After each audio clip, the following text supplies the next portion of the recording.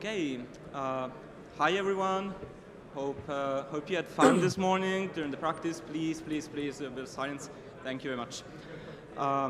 So, as you have probably seen from the schedule, this afternoon there will be some talks from our sponsors, and the first one is from Huawei.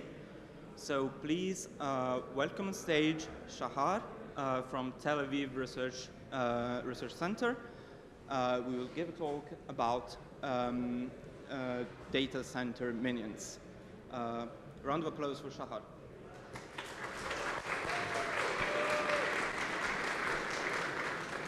Can you hear me?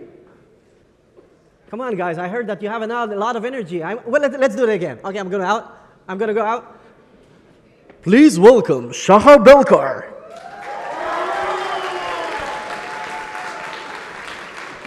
Thank you. Hello, everyone. So my name is Shahar, and I'm from Tel Aviv Research Center. And today we're going to talk about data processing units, the data center minions. So with a show of hands, how many of you know what is a minion? Nobody know what is a minion? Come on, guys. Oh, okay. How many of you knows what is a data center? Okay. How many of you know what is a DPU? Okay, we have like a few hands. Great. So let's start with our journey. We're going to talk about the data center and speak about how data is moving around and the networking, then what is a minion for the ones who doesn't know what it is, and then talk about the DPU. And look at the last slide. That one is a quiz, so listen carefully because we're going to have prizes. So I have to say that I'm really excited being here, and it's my second year here in Milan. And I really want to cherish this moment with you guys. And I thought about how can we do that? Well, I'm saying, guys, let's have a selfie, all right? So on a count of 3, everyone put your hands up and say ICPC. 1, 2, 3. ICPC. Cool, all right. So now we got the picture, but how can I share it with my friends and family? I want to send it to show them this great moment. Well, one choice is I can print this picture and send them a mail. Well, doesn't work so good. Second option is I'm going to mail them my phone. They're going to transfer it around the family, and I'm going to get back my phone like in a year or something. And I can send them a text message, or I can upload it to Instagram. So let's say I chose Instagram. So now I chose my Instagram. My picture is online. It's safe. It won't be deleted. But wait, where did this picture really go? So the answer is it went into the computer online. We have like Instagram, Facebook, Twitter. All of these companies are storing like a lot of people's stuff, and they put them on super secure and super cool computers. And all of these computers look like pizza boxes, like these ones. And they're stored in the cabinet, a locker.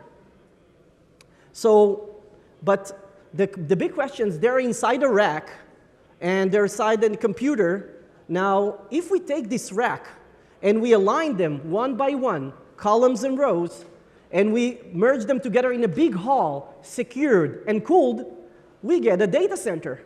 So, when somebody's talking about data center is it's just a lot of computers sitting in a huge room with security, air-cooled. Don't worry, they don't have like any humidity or other stuff, so your pictures and stuff is safe. So data center, we have them all around the world. There are different stuff, like different types of data centers and different sizes. Some of them are even underwater. Data centers also support the cloud. So one fun fact is that more data has been created in the last 2 years than all the previous history of humankind. Think about it. And the data is just growing year over year. The data center also creates a lot of job opportunities. We have jobs for engineers, programmers, architects, and also administration positions. So if you want to hear some more about Huawei data centers, we're going to talk later. So let's summarize. Applications store their information in a data center? Check. Company stores their data on data center? Check. data centers are secure, they're using cutting-edge technology, and their data centers are all over the world. A fun fact is that every day, 3.2 billion of pictures are being shared around the world. Now let's talk about networking. Networking is actually when you have two or more computers sharing something between them. So actually, a network is a way to get stuff between two things. For example, email, or phone calls, or Instagram, or whatever you want. Usually you have one source sending to another destination, and then they can actually share files. So when you're sharing something with your friend, like in an example, Dropbox, or when you're sharing on Instagram, you are actually sharing the data on a network. Now, there are a few types of networks. The little one called LAN, local area network that is called LAN. That's usually on campuses, cities, small offices, and other stuff. And they allow us to first share the networking, share the internet. It allows us to share files. For example, in this campus, we have like different users doing file sharing, but we cannot access because they have different security policies. Another type of network is wide area network. This one already exposes and covers a country or a continent. Like it can get 100 kilometers or even 1,000 kilometers of coverage. Fun fact, it took the internet only 4 years to get to 50 million users, while television and radio took them much longer. Well, I think I'm going to skip that, but minions, if you don't know, those yellow-shaped, around 1 meter guys, usually they're clumsy, but they're very smart, right? They're good in engineering. The thing is that they're clumsy. One fun fact about it is that this is something that I only knew when I prepared the presentation. They only used one person in order to do behind all the minion voices. So that's a cool thing. Now let's talk about the DPU. What is a DPU? Well, before we talk about what is a DPU, we need to understand what is a network adapter, what is a network interface card, or what we are calling AKA a NIC. And no, it's not a name of someone. My name is Shahar. So this is the green thing that you're seeing over the top. This is a hardware that allows us to connect between the computer and the network. It allows two different computers to communicate with each other. So let's take for an example that this application, what's going on with the laser? The application wants to share something with another computer. You can see it's moving around the network. It goes through different switches and routers. Then it goes through the NIC, go through the different layers, and reach the application. So while we move and transfer this data, we actually did this networking. The networking we have various speeds. For example, it starts from 1 gigabit, but all the newest in the technology in the cloud, we also have 400 gigabit per second, and we also have 800 gigabit per second under testing already. So the data is getting faster and faster, and you can imagine like this is like a highway where you have a much faster cars, like you have the newest Ferrari, the newest Bentley, or whatever. The NIC itself is transferring something called packets. Those packets is like a bunch of bits transferring between two different computers. Now let's talk about the DPU. Well, the DPU is a system on chip that, this is what I call my minion inside the data center. It combines between, you can see over here, a CPU. This is a server-grade CPU that allows you to run any program powerful program that you would like to run. And it's coupled with a network, a strong network and high-speed network chip coupled together. And around them, you add fast memory. You're adding like different accelerators. And together, you actually like have a very powerful computer sitting inside your computer in the data path itself. This device allows you to run the infrastructure inside it and have a full isolation, and you can offload different things. So let's let the DPU do the infrastructure for all of the network. How did this DPU help us on the evolution of the networking? Let's see. In the past, we had like different equipment, like management equipment, storage equipment. Each one of them required a hardware device that you would stick inside your rack. So that was a very expensive equipment. Then the SDN time came. Software-defined networks, software-defined devices. It allows us to remove those very expensive hardware and just run them inside the computers on the CPUs themselves as a services. But then the DPU came. The minions came and helped me. What they did, what they helped me to do is to take all this infrastructure stuff that you see, software-defined security, software-defined management, and just download them into the device we just saw before and run all of them now in full isolation in a much faster environment because we can actually free more cores for the customers themselves. And if we talk about the security and the performance, you know today ransomware. We have different attackers and hackers trying to hack to different services and different clouds. So what the DPU allows us, if in the past we had all the services running on the same context of the computer that our customers are running, meaning if a hacker wants, it's run on the same physical hardware as the infrastructure. Now, what we did, we now have the DPU. We're downloading all the security services, like the firewalls, like the policies, into the DPU itself, and our minion can rescue us from attackers and ransomware attacks.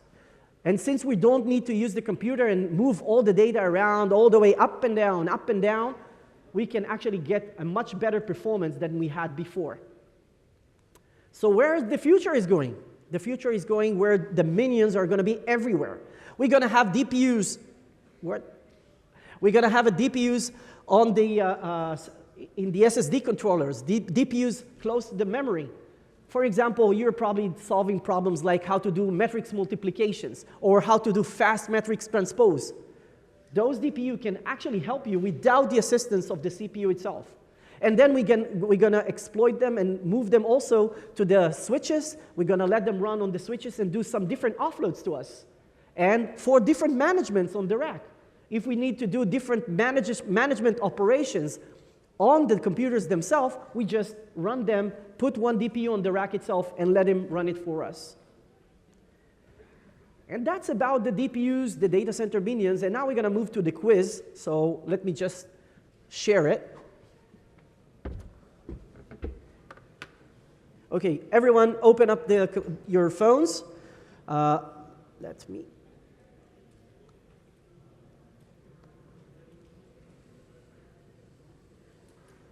I'm going to give you the number. If you don't have, by the way, if you don't have data, you can ask your friend next to you to open up an access point. Maybe I need somebody to give me access point. Just a second.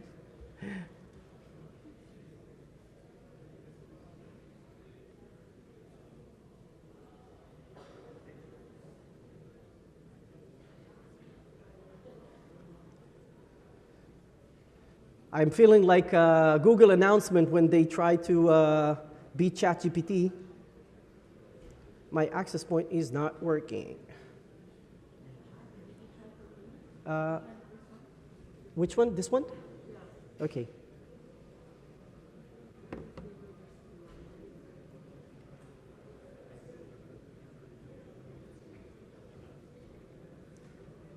Oh, it's asking me for authentication. There's a network cable. Should be part of this one. This one is, no, this is an HDMI. No, but they told me there's a network cable somewhere. Yeah, there is one here. But the main problem is that plug it in? Okay, I don't have the connector. Oh, here it is. Oh, there we go. Okay. My phone just came up. OK, cool. Great. Okay. OK, so everybody logged in? 868-980. All in? OK, 1 minute.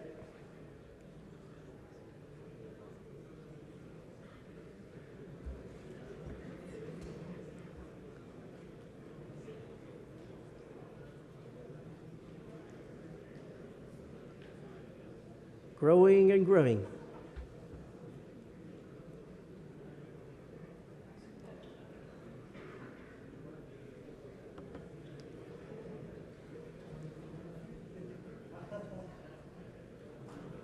Last ones.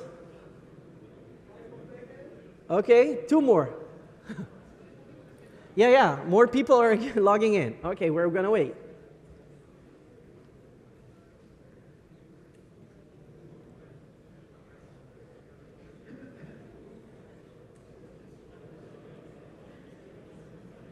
Are we okay? Yeah, we're good to go? Oh, no, more. More people are logging in.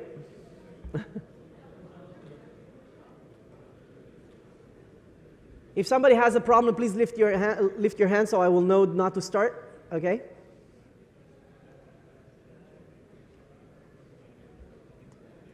Okay. You still have a problem? Okay. We're good? You have a problem also? What? You're good. Okay.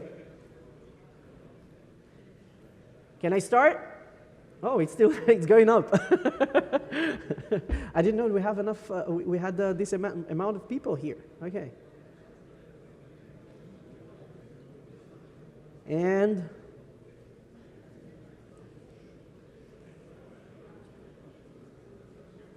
okay, seems like stable. Okay, so I'm gonna start. Everybody ready? And go. First question.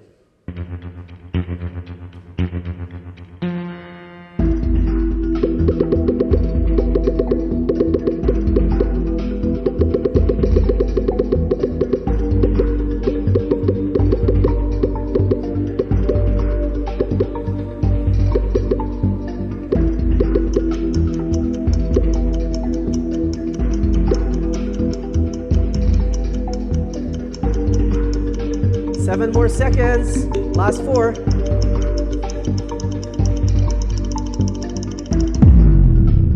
Okay. Moving on. Okay. We have like a tie here in the top.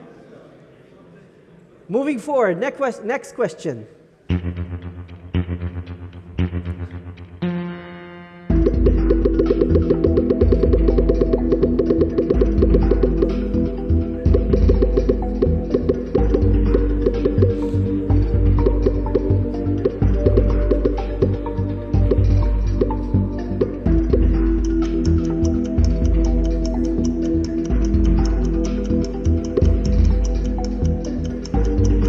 Last 4.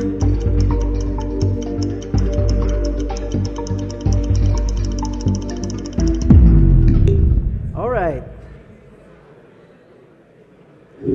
Remember, you have to be fast because the top 10 is going to be the fastest ones also. Moving on to the next one.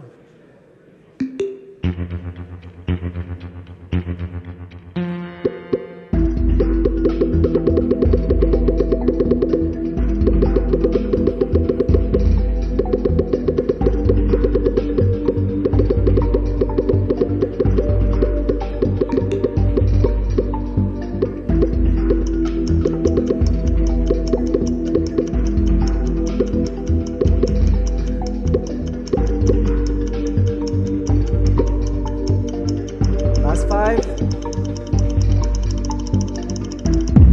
All right. Let's see the scoreboard now. Okay. There is a change on the top. Let's move to the next question.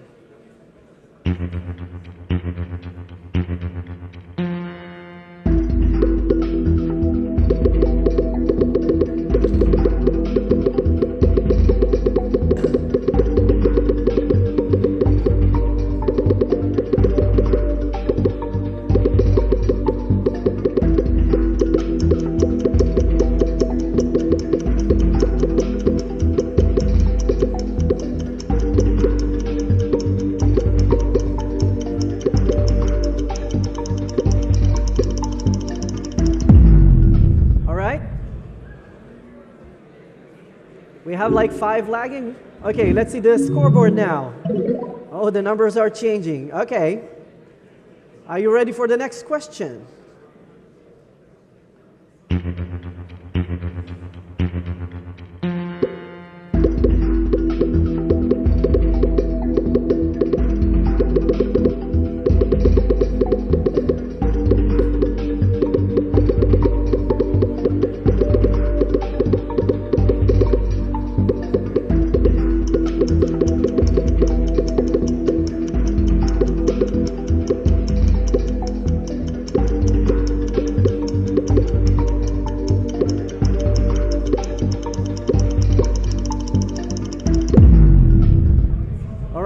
One last question.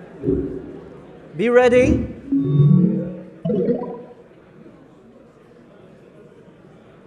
Moving to the last questions. Remember, you have to be fast. So let's go ahead.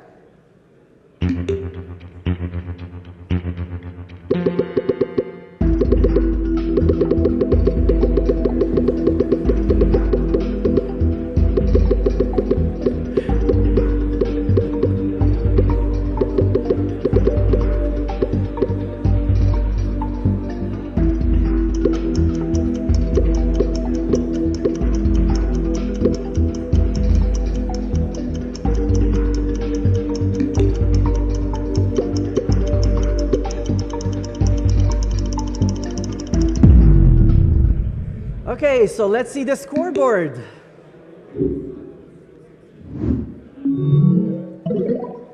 Oh, seg faults, okay. So, let's see the chart.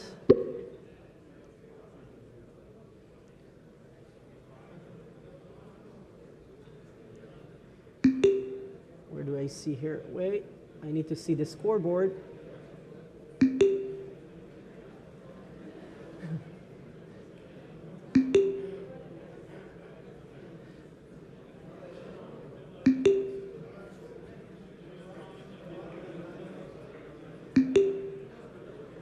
Who is lifting your hand? Come on, guys. Okay. Oh, right. If you have doubt, don't press it. So, okay, let's see the leaderboard. So, the top 10 that are in the scoreboard, please come to the stage. We have Solark Segfault, Voltini, Hiro Kumata, Turbate Thomas, John Ander, Elias S., Filippo Nero,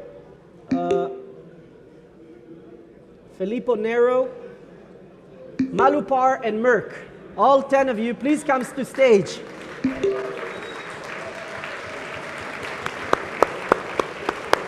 You have on the left. What? עכשיו נחלק להם. לא, בואו תעלו, תחלקו להם.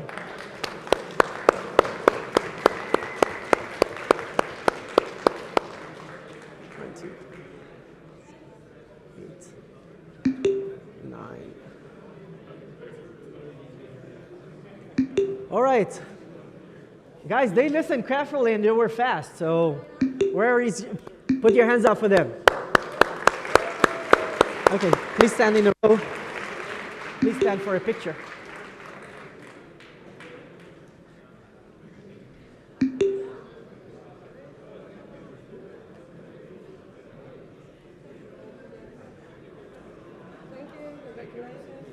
Wait, all of you, no, they haven't got, okay. He's missing one. How many are we missing? You got it? Okay, let's have a joint picture. Okay.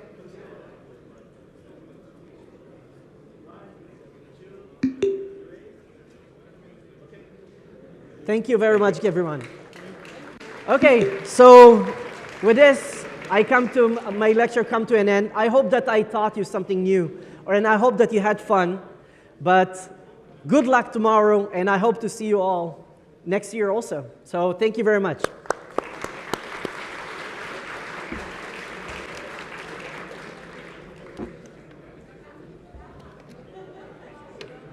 Oh, all right. Wait.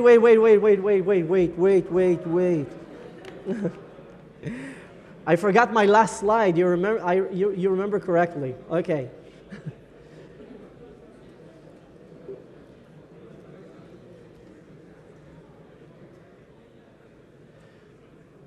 One last slide.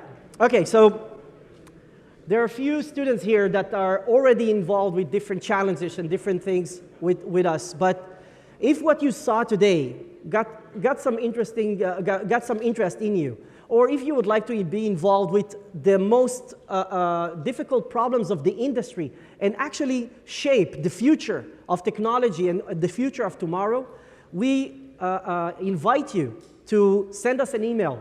we have to challenge@huawei.com or contact us outside the booth. We have different ways to get involved, either as an intern or a summer internship or just solving a challenge with us. So if you're interested, please come to us or send us an email, and we will be glad to interact with you and give you more information about how you can get involved. Thank you very much.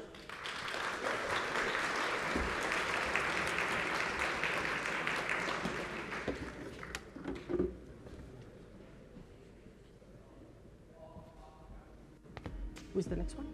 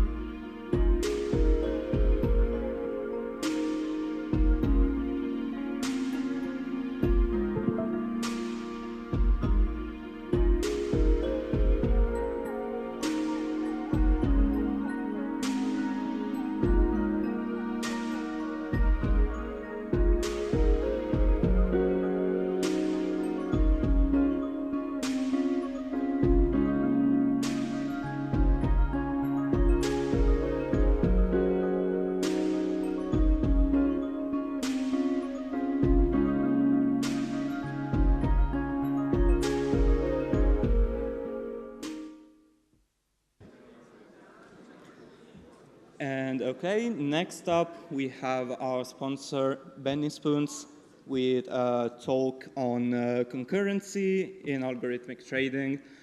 So you will first hear Matteo, whose family name is Danieli, who's one of the co-founders of Benny Spoons, and he will deliver a proper introduction. So Matteo, please welcome stage.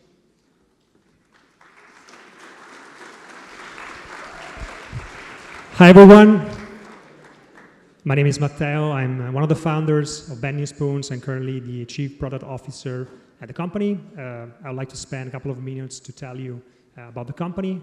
So we're a tech company with headquarters here in Milan, but we actually have 20% of our workforce that is non-Italian and works from different countries around the world. So we're a truly international company.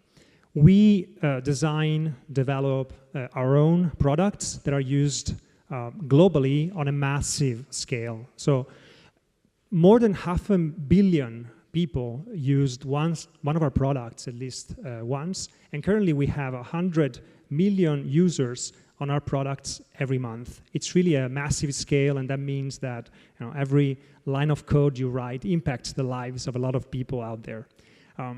Since the very beginning, we decided to have a very peculiar approach to building a company. So typically, you build a company based on the fact that you want to build a product.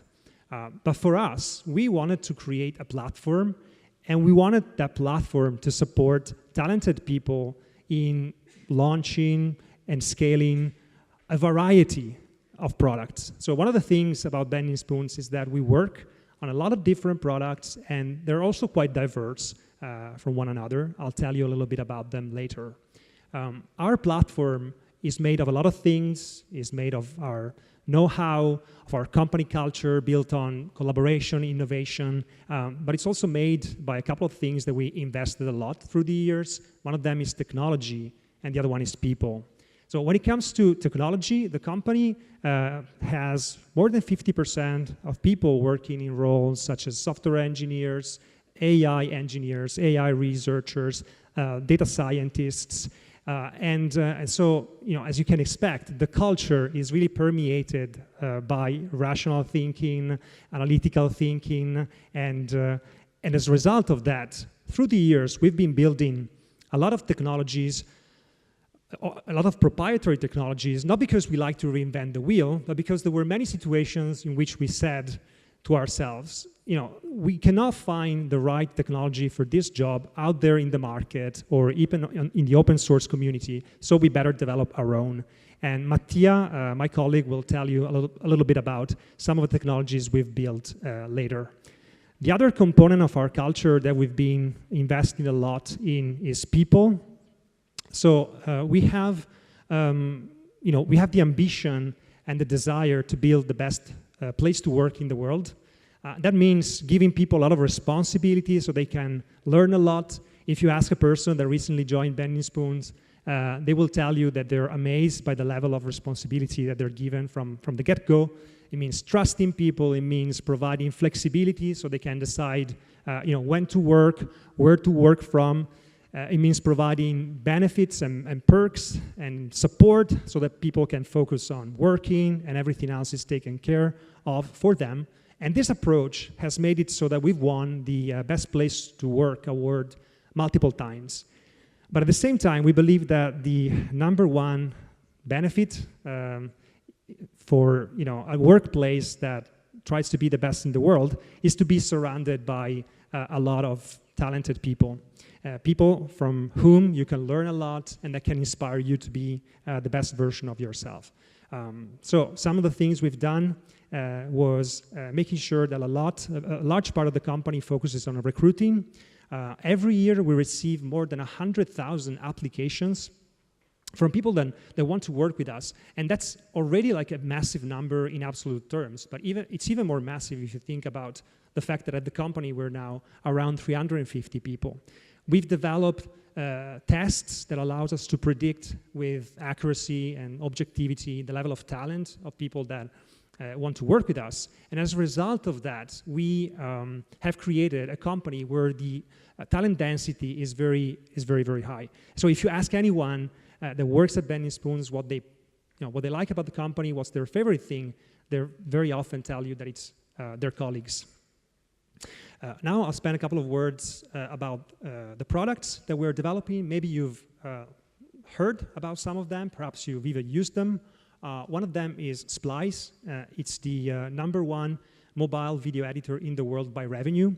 Another one is Remini. It's an AI-powered photo enhancer, which works pretty much like magic. So you give it a photo that is grainy, blurred, low light condition, low resolution, and it transforms it into this high resolution, high definition photo thanks to AI models that we've developed in-house. Recently, we've launched a new product called Dawn AI. And for us, Dawn AI is a sort of laboratory playground that allows us to play with generative AI models. So right now on Dawn AI, you can create a model that learns what you look like and generates some artificial photos of yourself. Dawn AI went viral last December, and for 3 days in a row, it was the most downloaded app on the planet. That also created some problems in terms of scalability, but we also learned a lot through this.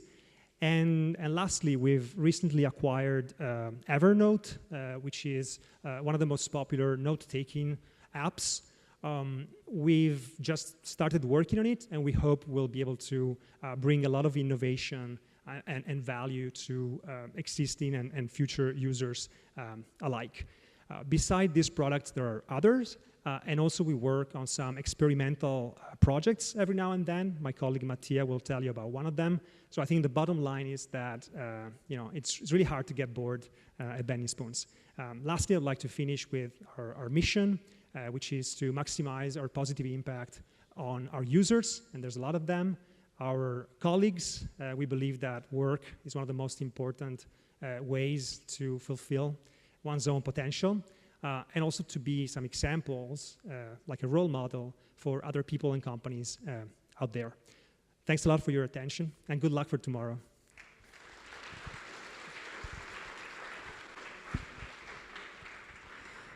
All right, thank you, Matteo, for the introduction. My name is Mattia, and I work at Bending Spoons as a software engineer. I've been working at the company for about 3 years, a bit more, actually. And I'm very, very fond of my team. And its name is Type 3. As Matteo was suggesting before, it's actually a research effort that we spun off a couple of years ago out of the curiosity of some of our colleagues. And our goal is to trade in any sizable market and generate massive risk-adjusted returns. And our focus for now is to try and invest Bending Spoons liquidity. And we're based on 3 pillars. And yeah, we, for now, are focused on algorithmic trading on the cryptocurrency markets. So some very new technologies. And what does algorithmic trading mean at its core? So in its simplest form, we can think about algorithmic trading as being based on, of course, an algorithm, like I guess everyone can guess.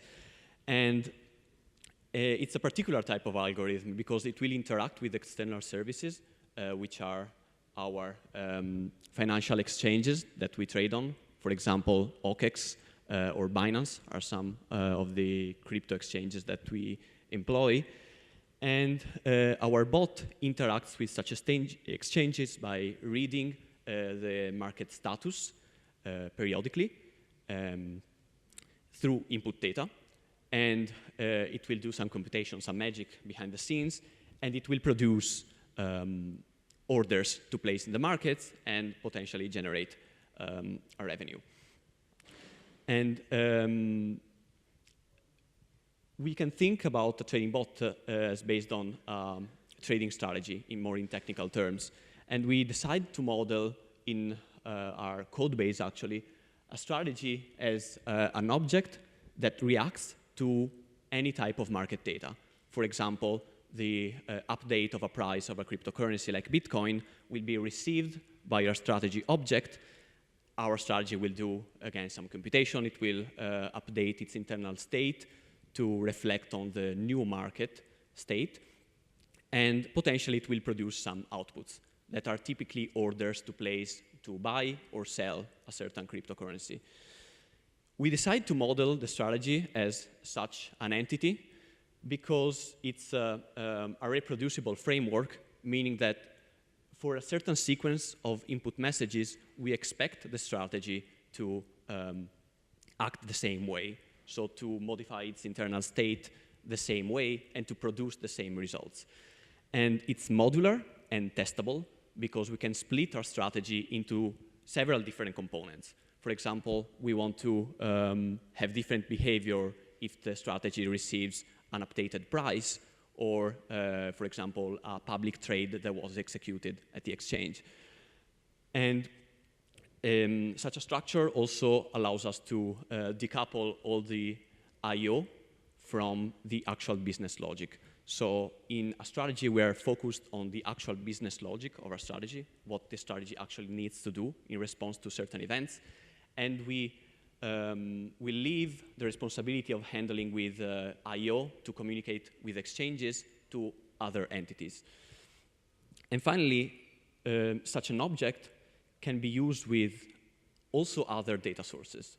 And the best example I can give you is actually when we feed our strategy historical data about how the markets have behaved in the past to try and simulate its behavior and see if it was profitable at some point in the past. And this process is actually very common in the trading space, and it's called backtesting. An example of input data, actually, its simplest example is a ticker, and it represents the price of an asset at a certain point in the market. So, for example, let's see this ticker, which refers to the price of Bitcoin at a certain exchange. We can see the bid price, which is the price that users of the exchange are willing to pay to buy a Bitcoin, and we have the ask price, which is the price that a Bitcoin holder is willing to receive to sell a Bitcoin. And this defines the price of the asset. And as every other piece of data in our framework, this ticker is time-stamped so that we can always log it, we can monitor it, and understand if something went wrong, what happened, and when it happened. Some examples of output data are similar. For example, output data are actions that the strategy may want to execute. For example, inserting an order at a certain exchange by specifying which cryptocurrency we want to buy, how much of it, and in what exchange. A strategy can also decide to cancel a certain order so that we have a cancel order command that the strategy will send in case it wants to cancel an order that was previously placed. And a slightly different example of a command that a strategy can issue is an internal transfer to basically communicate the intent of transferring a certain asset between two different wallets or accounts. The order can not only be the output of the strategy, but it's also the input of a strategy. And that's because an order changes state in general at an exchange. It can be opened, it can be canceled, or it can be executed partially or entirely. So let's assume now that we have our wonderful strategy. It will make us crazy profits, and we have to now understand the I/O part, so which is decoupled from the strategy. We define in this example, this toy example, 3 functions to get 3 basic data points for the strategy. And we assume that someone in the open source space already coded some sort of client that communicates and does the hard work of sending HTTP requests to the exchanges. And we define these 3 functions to get the latest ticker and the latest order that we placed, and, for example, the latest trade that was executed by anyone at the exchange. And we call these functions input workers because their responsibility is to provide input data for the strategy to read. At the same time, we also have output workers, as we said, to actually execute orders from the strategy. And we have, for example, the insert order output worker.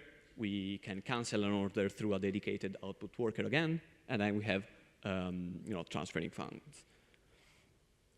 So to put everything together, we basically initialize our strategy, and we cycle through all the input workers to provide data to our strategy.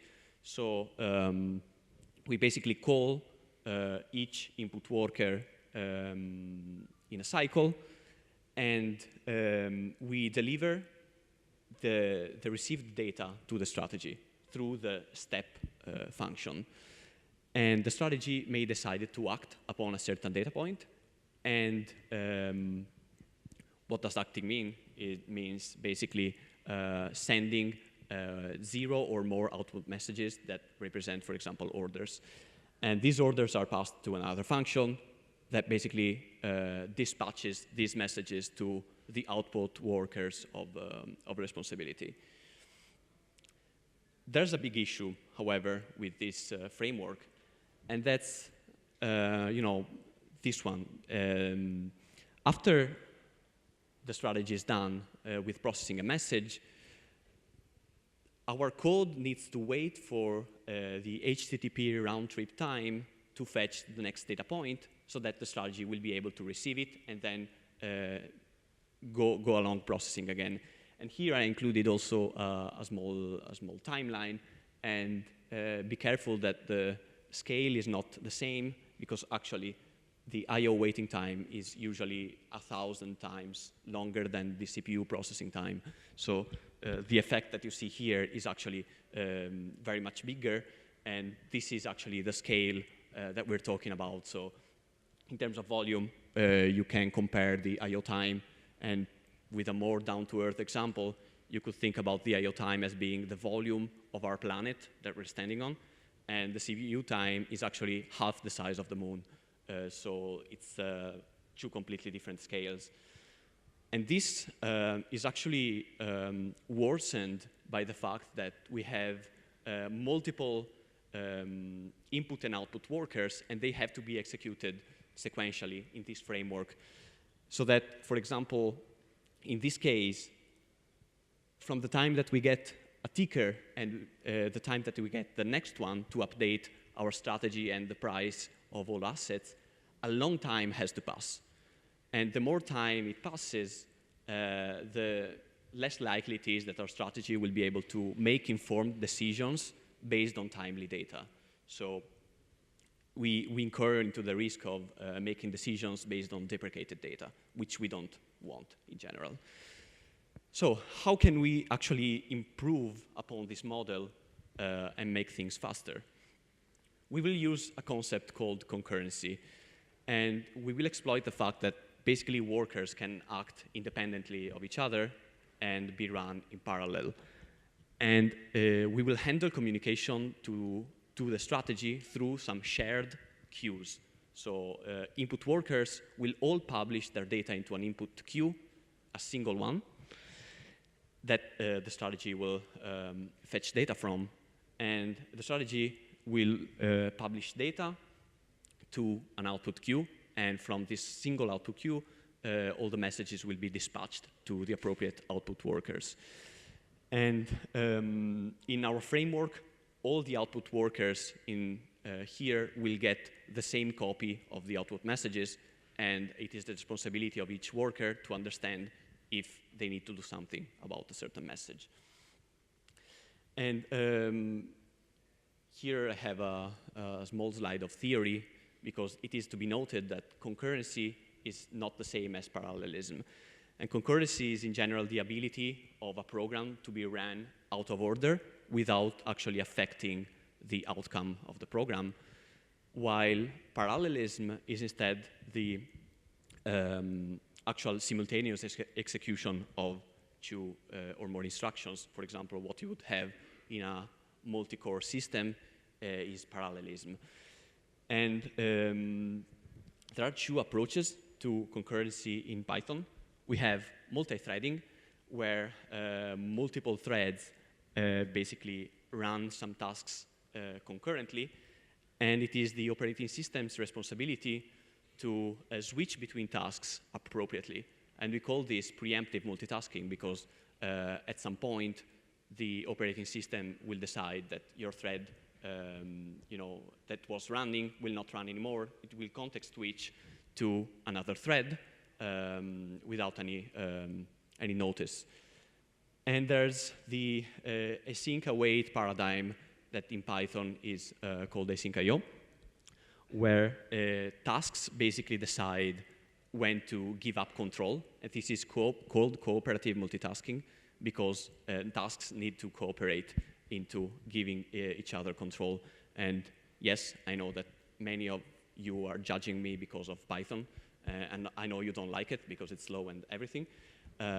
Actually, we chose Python for a number of reasons. The main one is the ability, the speed of developers to, to deliver features, and the vast number of libraries that are available for scientific computing. But yeah, if you wanna, we are super happy about this decision. But if you wanna know more about it, you can ask a question to me now or later. And I'm super happy to convince you that Python is actually a great programming language. So in practice, let's see this example. So we have a task that we want to perform that basically sleeps a certain amount of time and then returns the same number that was passed as an argument.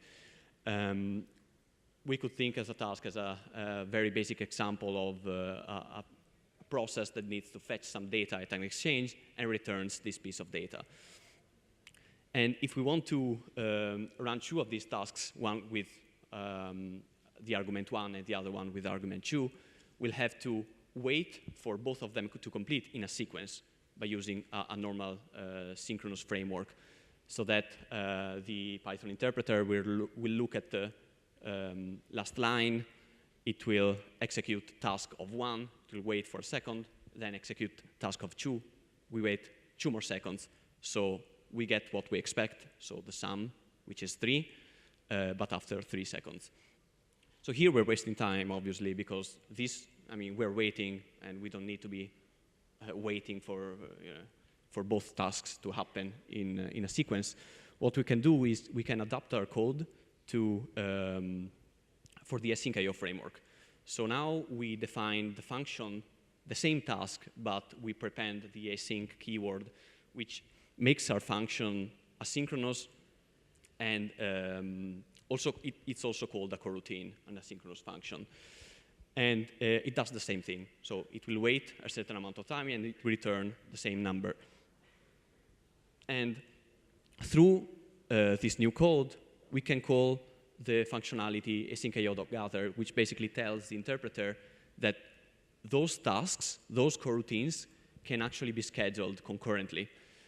And since they're scheduled concurrently, they will wait concurrently in parallel. So the total time it takes for this snippet to run is actually the longest task, which is 2 seconds. So we can now adapt our framework of input and output workers to obey to this framework. So now we will still have, our magic client that communicates with exchanges that we didn't have to implement, and we define also an asynchronous queue for shared communication with the strategy. This time we need to add a bit more code to our input workers, because our worker will actually be run as a standalone entity, which will keep running in an eternal loop, basically, and it will keep fetching data, and fetching data asynchronously, needs to be said, and it will push this data into the input queue. Conversely, output workers are similar, meaning that there will be a process, actually there will be a coroutine that we call the output loop that will actually fetch one by one all the output messages that are put inside the output queue, and it will dispatch them to some worker functions, which we called the insert order worker and the cancel order worker. So it will dispatch every message to every output worker, and it will do so concurrently. So, for example, 2 parallel workers, 2 parallel orders that are sent by the strategy will be executed at the same time. Again, we put things together, and on the left, we see some curious piece of code, but it's necessary because these tasks need to be scheduled after they are defined in the asynchronous framework. So we can create a task, and this instructs the interpreter to actually start running this task concurrently. And we can start all of our input workers and our output loop. And on the right instead, you can see the new main program. So the main input loop, after all of the input and output workers' tasks are spun up and they started working, they will start fetching data, right? And now we need someone to fetch this data from the shared input queue and deliver it to the strategy. And this is actually the main loop. And yeah, this is what it looks like. It basically fetches data from the input queue. It forwards this input message to the strategy. The strategy does its computation, makes its decisions, and then every output is delivered to the appropriate output worker.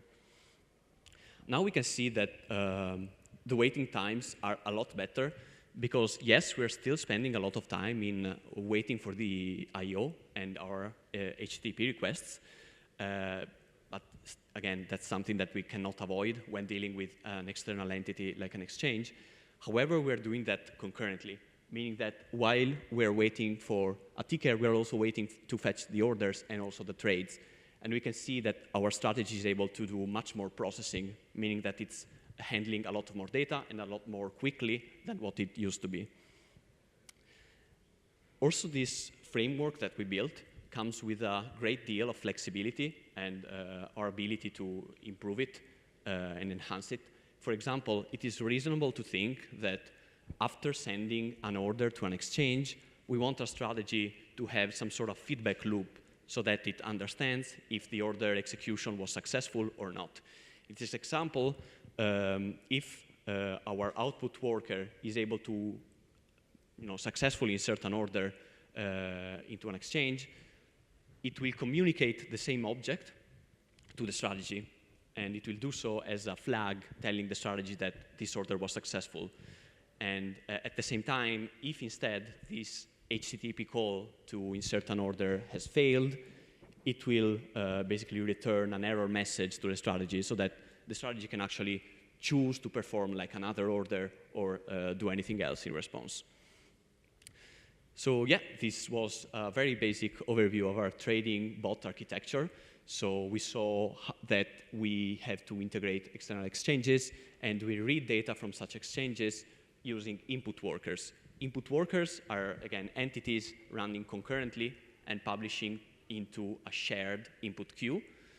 And our trading strategy, which is depicted on the right, is able to fetch continuously data from the shared queue and react accordingly. For example, sending messages into the output queue to place orders. And the output queue in itself will be used by output workers to perform the appropriate I/O operations.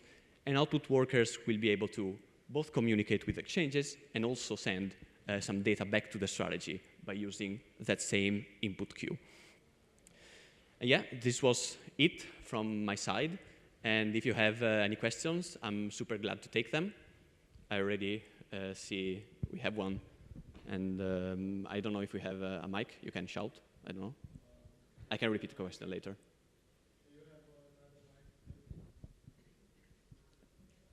I can jump down, but I'm gonna get hurt. I would.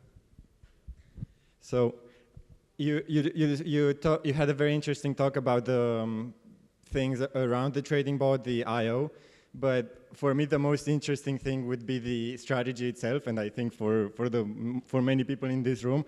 And I was wondering if you could say a few words about that. You don't necessarily need to share the strategy, but what are the basic ideas, how to think about it, how to learn to trade, to develop trading algorithms? Yeah, sure. Yeah, right. Thank you for the question. Actually, that's true. I mean, the content of the strategy is actually what makes you profit in the end. I mean, you can have as beautiful and as fast as a I/O framework as you want, but in the end, the brain is actually the strategy. And the strategies can be defined in two main groups. One is arbitrages, which means they are exact transactions or exact sequences of transactions that will result in you earning a profit mathematically. So for example, if I could buy Bitcoin from you at $1,000 and sell it to someone else in this room for $1,200, this is an arbitrage because I am sure, mathematically sure, that I can buy Bitcoin from you and sell it to someone else, and I will get $200 of profit for each Bitcoin, which is very nice. And there are fewer and fewer opportunities to these arbitrages as the market gets more efficient. So in the crypto space, we chose the crypto space also for this reason. It is a relatively new market. There are not many big players like banks or institutions with a lot of power, a lot of money, and a lot of like research possibilities. Also for this one. And arbitrages are there. They are sometimes hard to exploit, meaning that you will actually need to rely on the I/O architecture much more because, for example, you need to be super fast in identifying that you can buy Bitcoin from one and sell it to someone else. And if you're not so fast, someone else will do it before you do, right? And this is the trickiness of arbitrages. We have done some arbitrages, but they're fading away quickly. So we're moving to a second family of trading strategies, which are basically based on some sort of market prediction or some promise that you will outperform the market based on some modeling that you do. And we're trying to do that through AI right now. There's a very big effort in our team. Actually, our main focus right now is to, for example, use past data and develop like models for the market to understand, for example, projected returns and projected volatility. Of course, if you can predict with like 51% probability of being correct that the price of Bitcoin will go up, in the long term you will profit, right? And this is also very hard, but on the science side. And that's why in our team there are both engineers and scientists are actually more focused on understanding these types of strategies. Yeah, I mean, I don't know if I answered your question or if I have a follow-up. Yes, thank you for your answer. Do you think it is possible for someone who's not a big company to make a profitable trading bot, for example, for a great programmer, let's say someone who's got a medal at ICPC, or a few of them, to develop a profitable trading bot on their own if they're not a big company with a big research budget? Okay, so do I think that? Yes. But where the individual contributors shine is where you have actually very new products, very new technologies that companies are a bit slower at exploiting. So for example, if you jumped into NFTs like 2 weeks later than they were launched, and you're very skilled at programming, you're like into the game, you're in every Discord channel where they talk about NFTs, you will be able to find, for example, arbitrages, because that's a very new market. The market is still inefficient, and you can do it. And as the market evolves and becomes more mature, and you have more volumes, bigger fish come in, and they start to steal your money. And yeah, also some opportunities which are smaller, more contained, are more, let's say, appropriate for an individual contributor, because, for example, you cannot scale volumes to the amount that a certain company is interested in, right? So if I found a trading strategy that makes like $100 a day consistently, for someone that may be interesting. For a company, it doesn't. I mean, but yeah, it's still a very, very interesting topic. I don't know if I have much more time. We're already out of time. And if you have any other questions, feel free to reach out to me. I will be in the stand outside. We can talk a bit later. Or yeah, thank you again, and good luck tomorrow.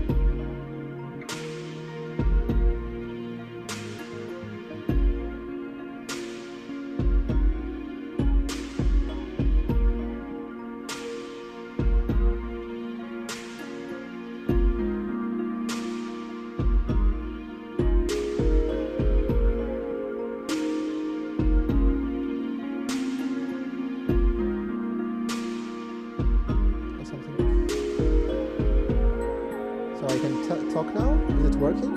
Is it fine? Okay. So I can just keep it enabled or show. Okay. Okay. That countdown will be okay. I don't care much. Okay, so which I should have.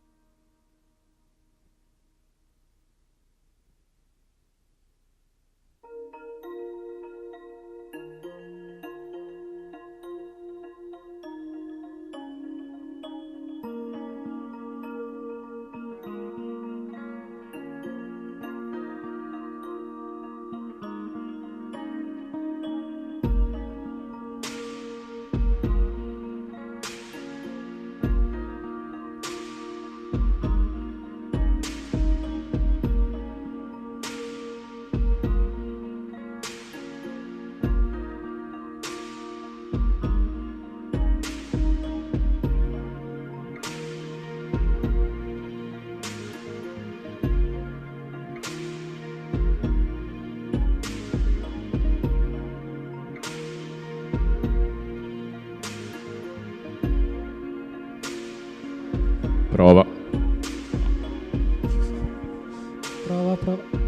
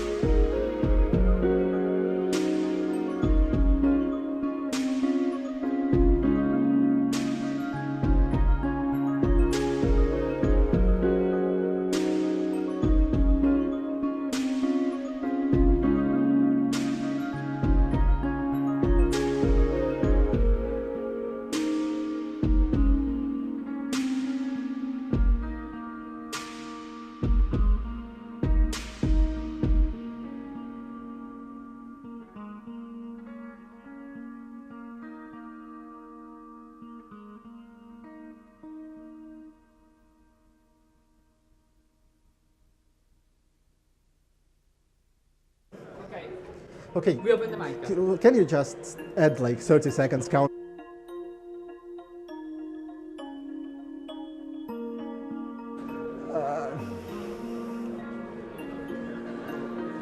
Hello, everyone. Okay. Do you hear me well? I'm not sure. If I'm not hear myself well, are you hear me well? Everything is okay? Okay. So let's start now. Thank you all for coming for the talk. I'm sorry in advance for a bit clickbaitish name. All of you want to hear a lot about how, and I would talk about why in the most cases, but still I hope it would be interesting. Also, this talk would be a bit different from two previous. First of all, because it's totally non-technical. There will be no code, no infrastructure, architecture, no stuff like that, totally non-technical talk. The second point, I want to make it a bit more interactive. There are two volunteers, please show up, I don't see you, which have microphones. At some points of the lecture, I would ask some question. If I'm not improvising, it would be on slide. And I ask you to give several answers of what do you think. So let's try how it works. Like, for example, who of you are using C++ for the contest? We definitely don't need microphone for that, just raise hands. Great, quite a lot of people. Okay, what IDEs do I using for that? Like, if you want to answer, like, you can raise the hand and one of our microphone runners would come to you. Like, anyone? I saw the hand here. I hope. Sea lion. Okay, great one. Other options?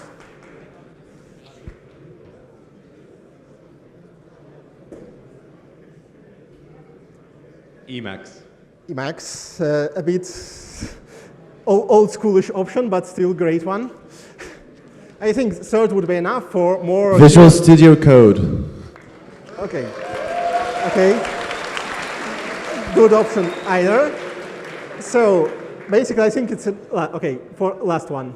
Nano. Okay, very old schoolish one. So I think that is enough. I hope we will have more answers for more serious questions. Like, also there would be some small parts of advertising. Sorry, I need to do that. Basically, I would totally recommend you to try using CLion, not only because I work at JetBrains, but also because I was using it like for 5 years before I started working at JetBrains for programming competitions too. It will help you a lot with stuff like when you finish writing code, it's already compilable, it's already checked by static analyzer, which catch you a lot of stupid bugs and stuff like that. It would require you some time to get used to it. I totally recommend you to investigate this time and try. If you have issues with licensing, because there is no community version of CLion, most of you are students, and all students can receive free educational license. Here is a QR code where you can do it, or you can just Google or ask ChatGPT, whatever you like, how to get educational license. It will show you. You just need your university email or stuff like that. So there will be some advertisational pauses. Let's continue.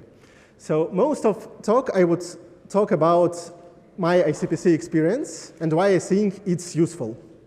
So, well, here is a slide with a lot of achievements on how was my ICPC pass. I started at 12 when I was in, I think it's 8th grade of school. There was some school teacher with some start. And in 2011, like 4 years later, I went to IOI and got the 3rd place. After that, I was on ICPC finals, Google CodeJam finals, like a lot of achievements you can read if you want. No one cares about them, but still. So probably my opinion in what I'm talking about can make some sense. So the first thing is, what I can start is how did my experience, how did we train to ICPC? Well, at least for the 2nd year, we have 3 5-hour team contests a week. That's a lot. That's 15 hours of contests. Also, you have all code forces round, all top coders rounds. That makes not much sense now, but it did make sense when I was competing. I'm too old, sorry. Now you should replace it with @coder, but still. There are a lot of local on-site competitions, training camps. So when you try to average this, it's like 30 or maybe even more hours per week. That's a lot. I don't tell that you need to do that. But still, you can like find some balance on results you want versus the time you can spend on it. And you still need to remember that all of this doesn't free you for your university activities. So, well, one of the main points I can talk that top-level ICPC participation is a full-time job. You can't try to have another job in parallel. It would be bad for both. You will steal some time from your university studies. That's the reality you need to deal with. But then the question, why? And that's the question I would try to answer. So that's what I talk about, that ICPC is a full-time job. You almost unpaid, like you can get small prizes on contests, but let's be true, it's a joke. It's in parallel studies and you have no guaranteed results. And here's the point where I want to ask you, why did you come here today? So, anyone wants to answer? Here is one. For fun. That's a great reason.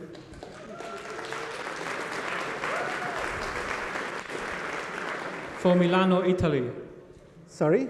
For Milano, Italy. For visit different places. I'll generalize a bit. Okay.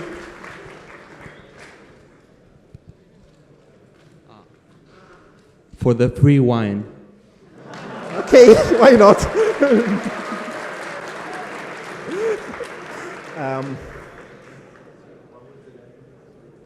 Another options? Here is a hand, and one more here. And unfortunately, I don't see hands in the end, so be more aggressive for finding a volunteer. For the challenge. For challenging, okay.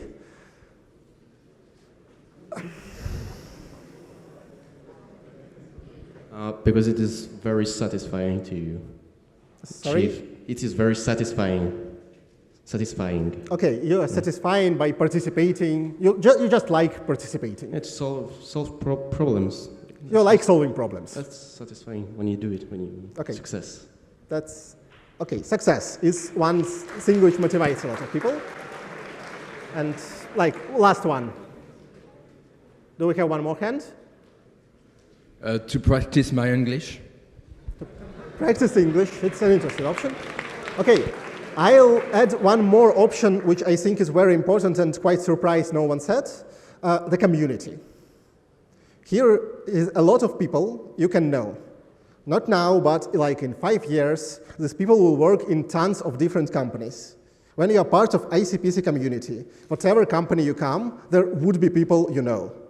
That's a really big advantage you need to keep off. And I'm a bit surprised no one said of it, but okay. So I continue with my experience. Like on June 25, 2014, where was our finals, like what I finished with. Okay, I have nice photos with CAP. You'll see one of them. I have total no real programming experience because, as I said, training for ICPC is full-time job. You can't go to internships. You can't go to like just 10 hours work during your studies. Okay, I have functional analysis exam in 5 days because it still does not fix your university stuff. That was quite annoying. And the one is most important, I have no good understanding what's next. Okay, I've spent like a third of my life for preparing to this event. It's finished, I succeeded, what's next? And basically, like, okay, there is one I lied a bit. What's the correct answer on what's next? Like, you have half an hour rest. Half an year rest because you're very tired. Okay, what's going on? Basically, I think you have 3 options what to do with all this experience. I'll mostly talk about the last one, but a couple of words about others. So you can go teaching. This is a great opportunity. There are people who would really love it. I know a lot of people who pass through all this ICPC pass and then go as teacher in university. They are very happy. There are some issues with that. There are some positive stuff in that. If you like it, you definitely should try. That's a really important thing. Like if you know a lot, you need to teach other people, otherwise why you know a lot. There a bit different way I can't talk much about, but you can find Vladimir on our booth, and he will talk much more than me about that. Is different research. You know a lot. You can go to science and like advance what humanity know in whatever it means. And the third way is you have some normal programming job. And here is an issue. Like a lot of people think that, okay, these competitive programmers, they know this algorithm stuff, they pass my interviews I can't pass, but they know nothing, blah, blah, blah. So let's start with discussing. And what do you learn from ICPC? Like, do I see any hands? Here is one.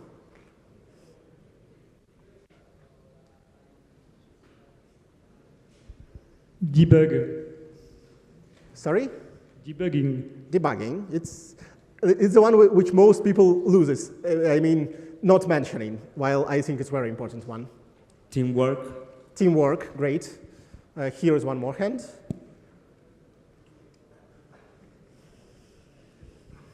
Problem solving. A bit too generic, but okay. Discipline. Sorry? Discipline. Because you know you need to train yourself hard, and so that's a very point. You need a discipline, so you can go. Sorry. It's very interesting. I didn't got. Can you please repeat? I don't understand what you say. Okay, discipline. Yeah. Like you worked a lot, you learn how to work a lot. That makes a total sense. I see one more hand here, and maybe somewhere else. Okay. Working under pressure. Working under the pressure. This is an interesting skill. I'll talk about it more later.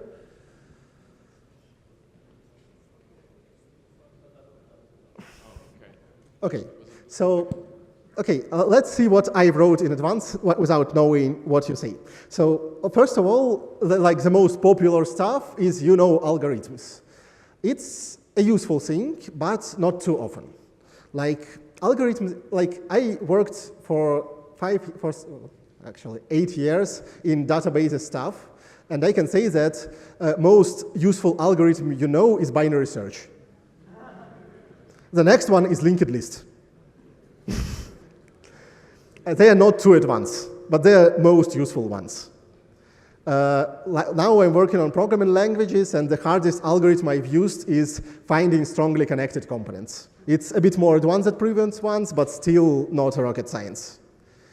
There are some areas of programming which requires complex algorithms, but most of them are already written. You would not need to write it each time as you do on ICPC contest. So good understanding of algorithm is important. It helps a lot, but actually you don't need a skill to write them, at most cases.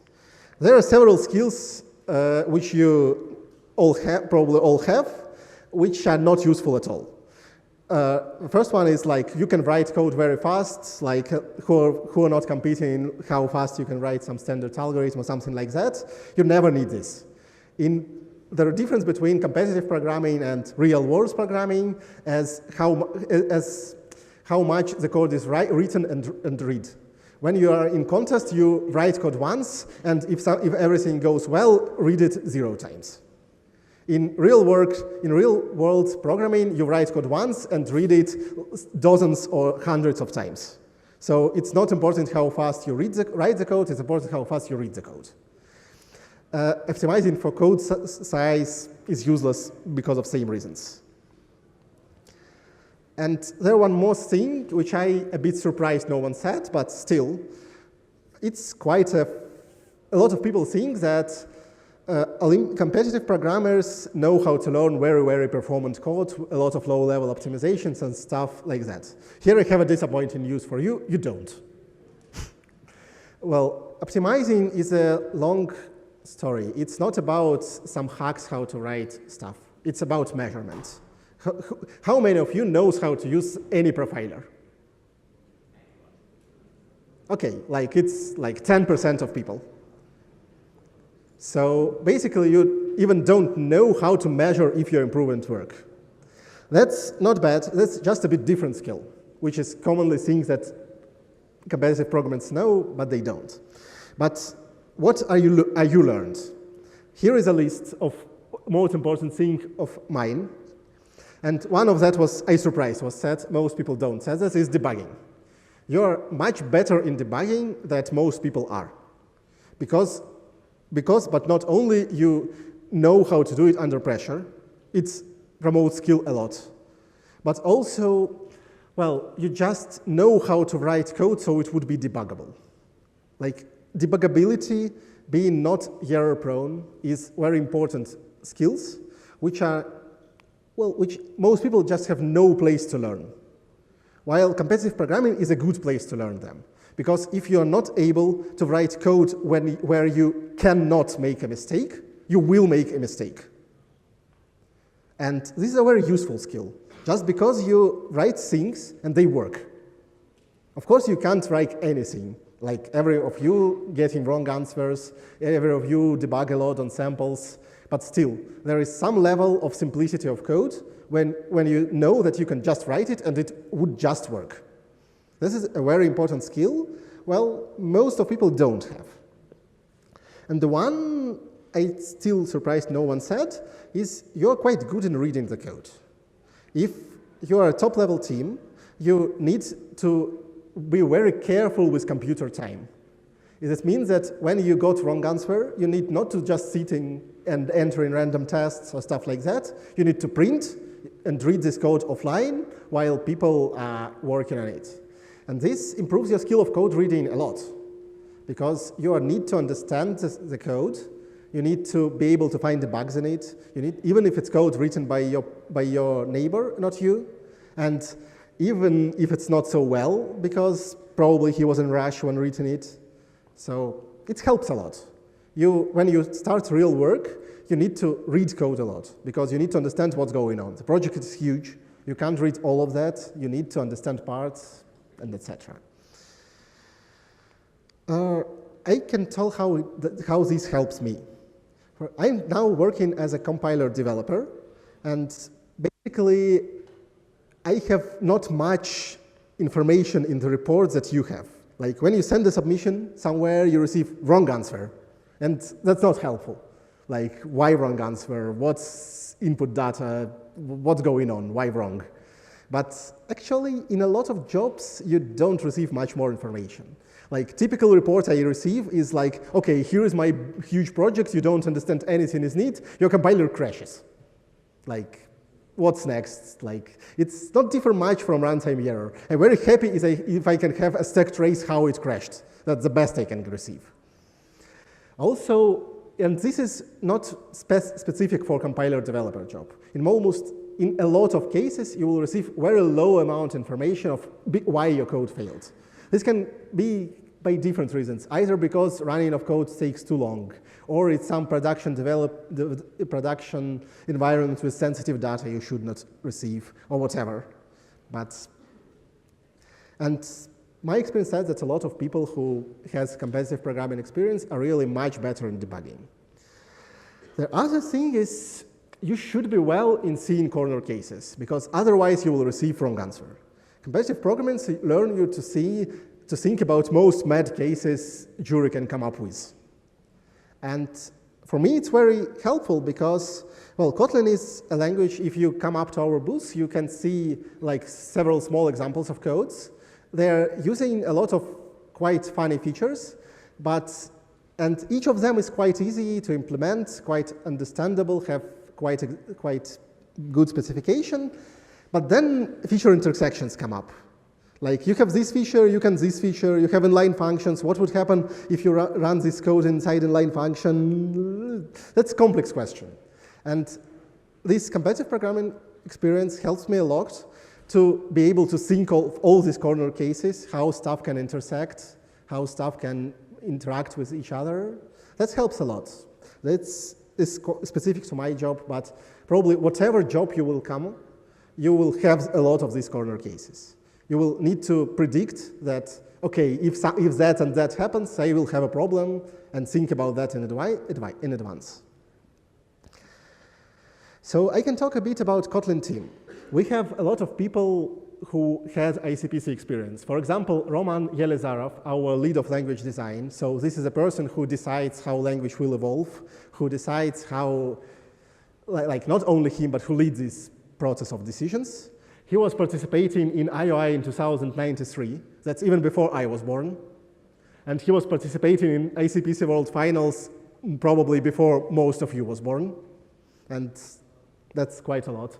Also, we have some more people, and with a lot of results, and a lot of people with not so big results, but I think the very showing why it's important fact is that we have 3 backends of compiler. I mean, you can compile Kotlin code to JVM, you can compile it to JavaScript, you can compile it to native binary. And all 3 team leads of these teams had competitive programming experience. Like 2 of them was on World Finals, but did not achieve medals. 1 of them was quite successful on regional level, but did not come to finals, also because of me, because I was in the same university and was above, but still. So, how much time do I have? Okay. So what's the point of what I'm talking here? That's not a story of see how cool I am. This story about you have some skills. They are different from what most of programmers you will compete for the job have. And that doesn't mean that you are better. That means that you are different. And this being different is a very good opportunity because you can do what others cannot. But this is also a problem because you cannot do what others can. And here comes this what company knows. Some companies knows what to do with you and some are not.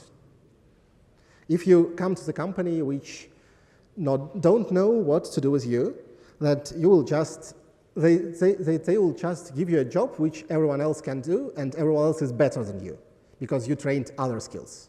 While if company is able to work with these diverse teams, which have different skills, which has different abilities, that's a great power, because you can do things which no one else can.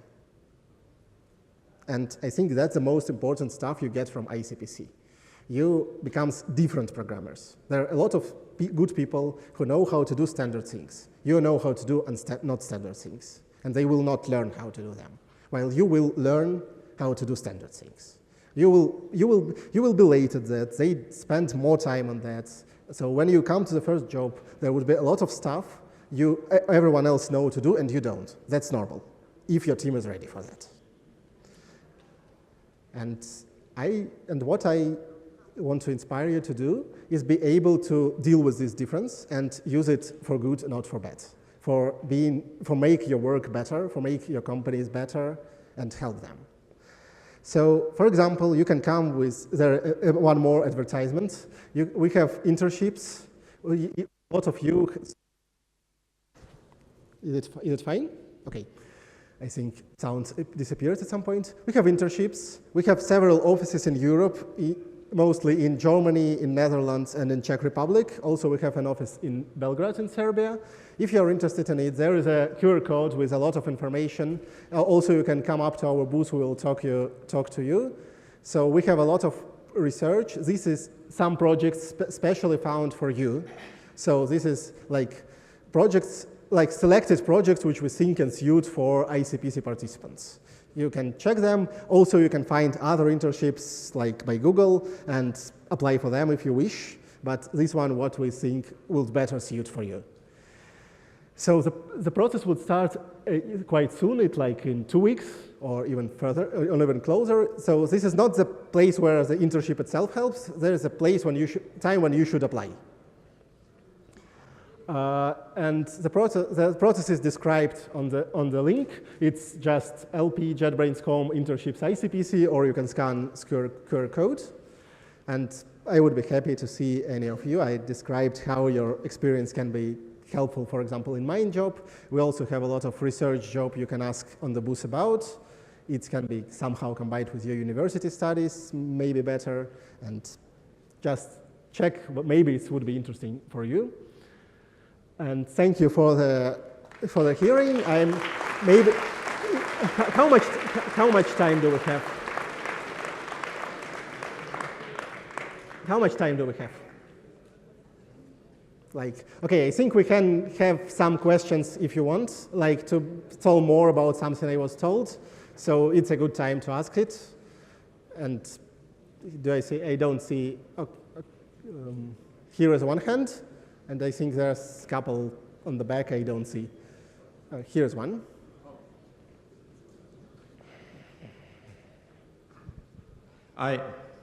My question is if it ever happens to ICPC alumni to have not sure how to call it, but let's call it ego crisis, because when we're at ICPC, we feel like we're on the top of the world, we're the best here, but then when we get into industry, we are just, as you said, a different programmer. We're no longer the best, we're just different, and some people can get that in different ways. Well, that's a complex question. It's a good one. Basically, it's very personal stuff. Like, I'm mostly sharing my experience. It's a lot of bias because I did succeed. It helps you a lot in saying your experience was good. And also, well, people are different. Someone needs to be the best of the best. For them, it can be a problem. Someone can understand, okay, I don't know this, I will learn this, and you will learn this. Like, okay, I don't know how to use Git. You will learn how to use Git. I don't know how to write the readable code. You will pass 10 of code reviews, and you will learn that. You probably would be not so good. It will require you more time than people who had internship instead of ICPC participation, but still, you will learn it, while others will not learn what you know. So it would require some time. Not everyone is ready for that, of course, but still most passes in that way.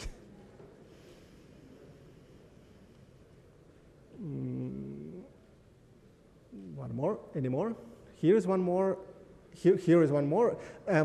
Well, if you are sitting not near to the stage, I will not see your hand. Please be more aggressive for finding volunteer. Otherwise, your question will not be heard. Why did you choose JetBrains for your future career? Well, it's a good company. It was in city when I want to leave at that point. Something was changed since that, but still I love my work. Also, as I said, I was working as database developer, and I was a bit tired of that. I want to try something totally new, and JetBrains suggests this totally new. Also, I had a lot of friends, and I think community is a very important stuff. I have 5 companies to choose where I have a lot of friends. One of them was I worked in, so I want changes, so that helped. And JetBrains was one which suggested this change on interesting for me topic.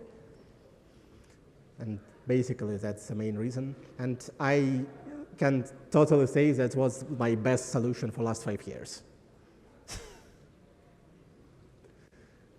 Best decision, probably. Okay, so I see the question on the backstage.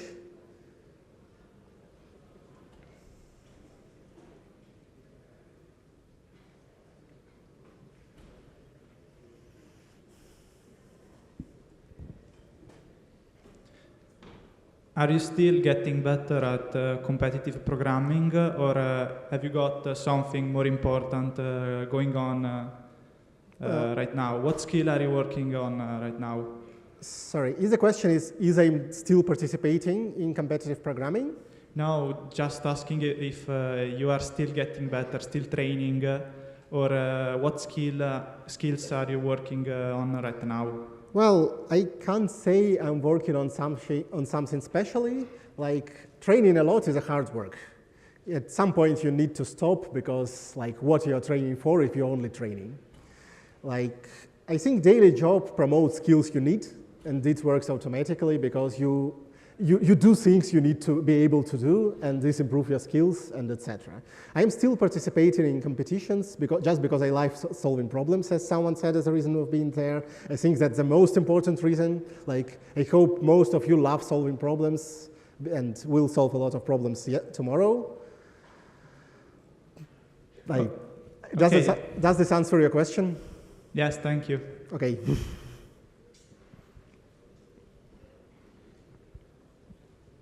Okay, I don't see more questions. Okay, anyway, if you don't want to ask anything under the records, you can come to me and ask. I will be on booth. I will be here on stage for some more time. And I think that's all. Thank you all. Come for our booth to talk with us. Come to our internship to work with us.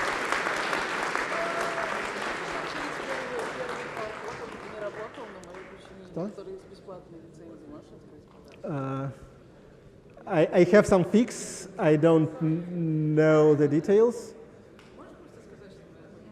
So I was said that this QR code was not working. I'm sorry for that.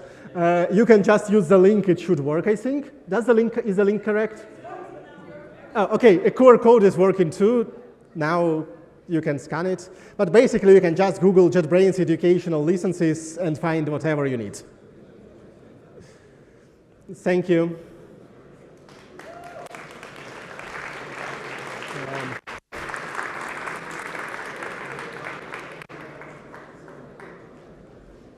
And thank you too for the running.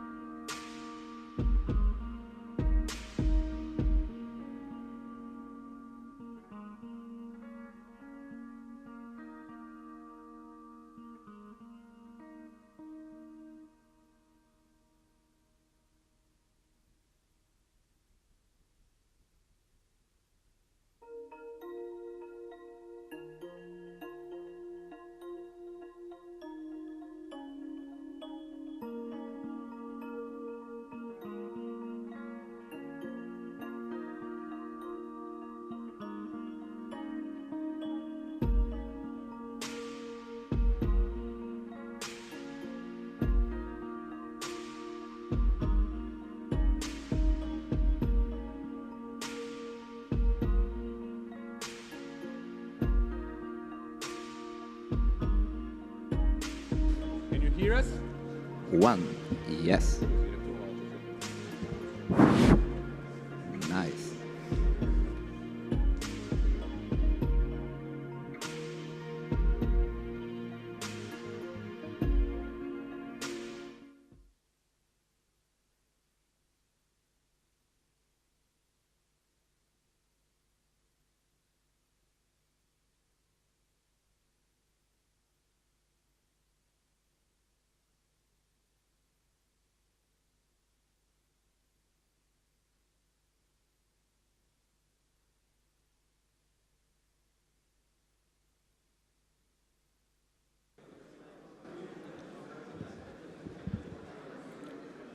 Okay, guys, let's resume with the last minute information of today and for tomorrow.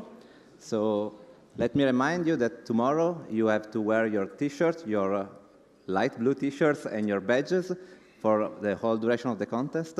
And you saw that the rooms are quite warm, so you don't need your sweater inside the rooms. So please, in any case, use your shirt as the outermost layer of clothing. And let me remind you that nothing new more can be brought to the contest tomorrow. So no new mascots, no notebooks, no pens, nothing, please. And especially no electronic device on the contest floor, including no bags. So today, some of you had a bag with you. Please, tomorrow, don't.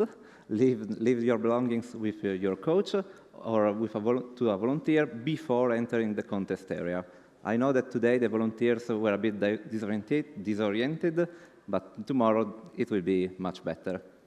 So also, we noticed that some of you brought inside the laboratories food and drinks. This is forbidden. Please do not bring any food or drink inside the labs. Also, the contest will start at 9, but any team that is incomplete before 8:50 will be ineligible. So please be on time. There will be some queue, and you be quite slow to enter in the labs. So follow the schedule you find on the website and arrive at least half an hour in advance, please. So there were some minor issues today during the practice session, for example, and most of the issues have been fixed, don't worry. So for example, in Visual Studio Code, you couldn't open PDF files. That's fixed. Also, some teams asked for Sublime Text that won't be installed, so tomorrow there won't be Sublime Text available. And if you want to use the AZERTY keyboard layout, please use setx keybmap FR, so the French layout. That should be AZERTY. So, and for the users of Atom and Visual Studio Code, it may happen that opening those editors will change back the keyboard layout to Italian. We have no idea why, but running setx keybmap again after launching Atom and Visual Studio Code should fix it. So every time you open those editors, you may need to run setx keybmap. So yeah, be warned. Also, a single team asked for mouse acceleration. It is on by default, and the team asked to disable it or for a way to disable it. We weren't able to disable it reliably, so you are allowed to find a way by yourself, but yeah, we are not able to support you with disabling mouse acceleration. Also, some of you noticed that today the judging machines were a bit slower than your laptops. That has been fixed, and tomorrow all the machines, so the jury machines and your laptops, will be of a comparable speed. Also, some teams still use code blocks, even though this is unsupported. We installed it only because we publish it on the website, but code blocks is not supported. Please use something else. For example, CodeLite works quite similarly, so please use CodeLite. And code blocks is very broken under many aspects, so yeah, be warned. And a few teams asked about Python 3. If you run Python 3 on the command line, you will find Python 3.10, which is not the version that the judging system will use. In fact, the judging system uses PyPy 3.9. If you want to use the exact same command as the judging system, please use myPython3, which is an alias, like a wrapper script that uses PyPy. And let me remind you that also for C++, and every other languages, there are these kind of my commands that uses the exact same command as the judging system. And if you are interested in which command they use, you can find them on SWERC.eu on the website. They are published under the environment page, the full command, and again, how they are called, my GCC, my G++, and so on. Thank you, and Federico will close this super quick presentation. The only thing that someone noticed on the scientific part is that in interactive problems, for reasons that are, we understand, quite ambiguous, the sample output contains, instead of being empty, as it should be for interactive problems, because usually there is no output, it contains a dash. This was just a visual way to tell that the file is empty, but someone asked if you have to print the dash or print a minus or print something. No, the answer is no, even though the sample output file contains this dash. So regarding the behavior during the contest, we have already said this many times, but let us go through it once more. This should be done just before the contest, but we have no time tomorrow, so we'll do it now. You can talk, of course, with your team members, but only if both of you are seated at your desk. The moment you are standing up, you are not allowed to talk with anybody but volunteers. If you are in the corridor and you are speaking to someone, you are not following the rules. You can walk around without asking for permission. You don't have to talk while standing. I mean, everything else is kind of obvious. You shouldn't try to break anything. You shouldn't try to ruin the contest for anyone. You'll be at your desk before the start of the contest. There are two things that are very important. You should not touch your computer. You should not touch the problem statements. If we find out that someone is touching the problem statement, and okay, touching is okay. If we find out that you are opening the envelope, you will be disqualified immediately. The computers are locked, so this will not be so easy, but please don't touch them in any case. That's it. And after this, if you have any questions, comments, in particular regarding what happened during the practice, if you have any kind of issues, if you had any kind of issues or you have any kind of doubts, this is the last time before the contest to ask any kind of question. Please do. Maybe I see the raised hands. Maybe we need some microphones. Is there someone who can? Let's wait 30 seconds.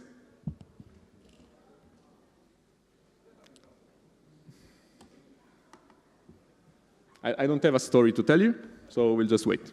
They are arriving. And they're very quick. There's one person who's paid exactly for this. We hired him yesterday. He's kind of an expert. Yes, please. So, raise hands.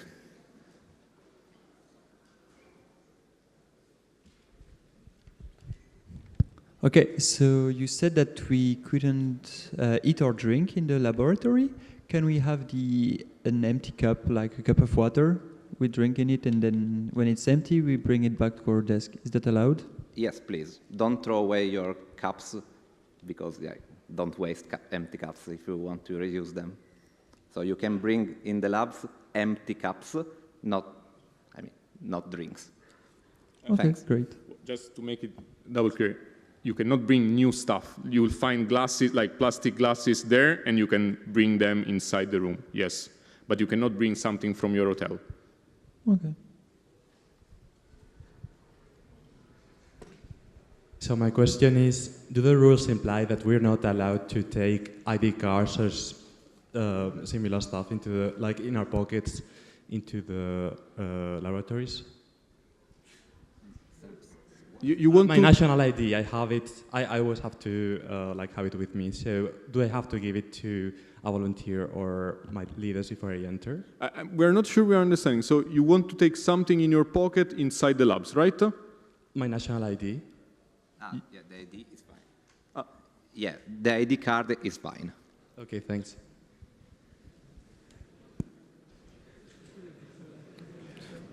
For teams that are incomplete and ineligible, are they going to be on the scoreboard?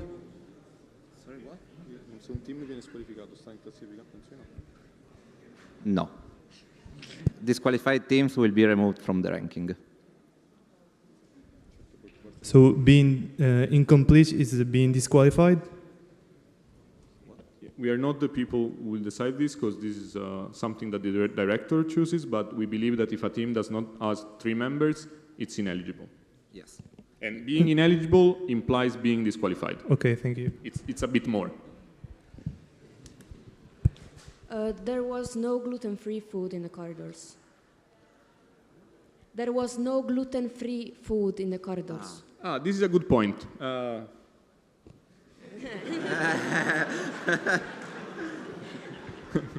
But we don't have a good answer. But this is a good. I cannot see who is making the question, but we understand that this is an issue. I have a partial answer. Please. Okay, I'm quite confident that we sent people to buy food for you. They actually went to buy food, and they were looking for food for you. So okay, thank you. I get back and I check and I come back and I answer you.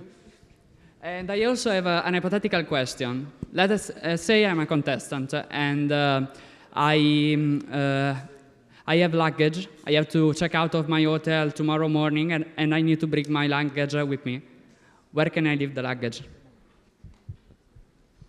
Not in the labs. If you have a coach, with your coach. If you don't have a coach, somewhere where we cannot really take care of all luggages. So don't bring it in the labs, of course. Yeah, I think that in B9 here it's pretty safe because there are coaches like all the time. Ask some other coaches to surveil it for you if you can. We hope we don't have too much luggage here. Like one thing, like in this building, I think that in this building there will be meeting for coaches and stuff, so there will be always people. So if you feel like you are, I don't know, you feel like coaches are in general reliable, you can just leave your luggage here. But we are not taking responsibility for it. And there's a question, or two questions. Hi, so I saw there are coffee machines there. Is it possible to buy coffee with money? Obviously not with a code, but with money. Is it possible? Is it allowed? Once again, we cannot find who is speaking, and we couldn't understand the question. I'm there, yes, and sorry. I'm asking if it's allowed to use the coffee machine with money at the lab. If what? Si può usare la macchinetta del caffè con I propri soldi durante la gara. Okay. The vending machine can be used during the contest. Okay, thanks.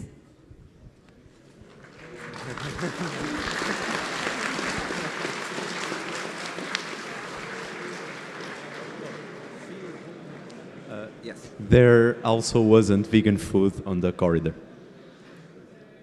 Sorry, what? There also wasn't vegan food on the corridor. Vegan food? Yeah. Okay. Same answer, I guess. But yeah, but just so you know that there was also the vegan, no problem, not just gluten-free. Honestly, I think we would try to satisfy any kind of dietary requirements. It's just not us, and maybe, I mean, we'll try to notify the right person. Can you provide a room for coaches to store stuff like backpacks? There will be maybe like 400 backpacks / suitcases. That's a lot. Room for the backpacks. We don't know the answer to this question.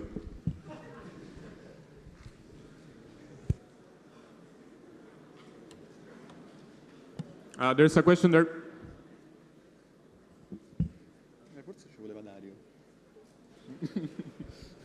Yes, I have a question about your compilers, like my GCC or my G++. How exactly do you use them? Like which syntax, etc.? Okay, so basically what my GCC does is take arguments and pass them to GCC-std equals blah, blah, blah, and then your arguments. So you use them as GCC, but expect some extra arguments will be added automatically. Okay. So for example, the standard version, probably warning levels. You find the exact commands, the exact flags that are automatically added to the command on the website, and you can just expect it to be automatically passed to the actual compiler. So just, for example, if you want to compile in, I don't know, in C++, solution.c++, you do my G++ solution.c++-o whatever, and it should work. Okay, thank you.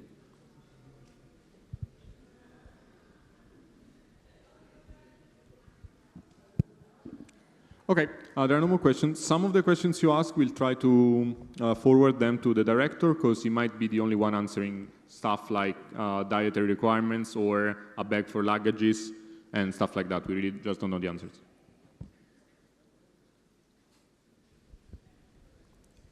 Can we have line numbers on the printed files? That's up to your IDE or editor to add them. So, or you mean when using printout command? Yes. By using the printout command, we can try. I cannot promise that line numbers will be added by the printout command, but we will try. I promise. I have a question here. Do you have to go outside the lab to drink water, right? Do you have to go outside the computer room to drink water, right? I didn't get the question, Once sorry. again. You have to go outside the computer rooms to drink water, right? You have to go to outside the rooms to drink water, is that the question? Okay, yes, you have to drink or eat, you must eat or drink only in the corridors. You cannot eat or drink inside the computer rooms. But in the corridors, it's fine. In the corridor, there is only one corridor. I have a question here. Can we bring some tissues from the corridor to the laboratory, or do we have to let the tissues on the corridor? Tissues are fine. Tissues are fine. Okay. You can bring them in the labs. Today, the time limit of the questions wasn't written on the PDF. Will you write it tomorrow? The time limits will not be written on the printed statements. They are written in the PDF you can find in Don't Judge, and they are written also somewhere else in Don't Judge. They were not written in the printed statements because we did not have access to the correct judging machines before printing them, because it's quite some pages to print, so we couldn't really guess correctly them. Yeah. An update on the the gluten-free snacks. Yes, tomorrow we will have gluten-free snacks. For the vegan snacks, we will see. They are checking.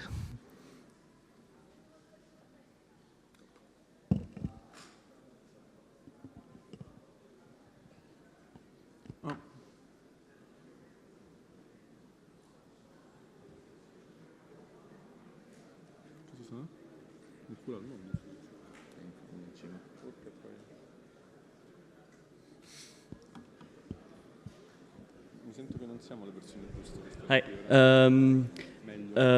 I'm sorry if the question was answered before, but we didn't get if for the time limit for the interactive problems, what does it actually include? The whole interaction or?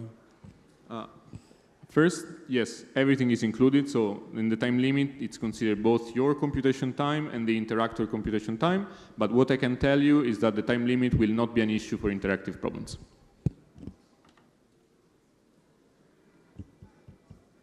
And there was another question somewhere here. An update on the vegan snacks. Yes, we will have also vegan snacks.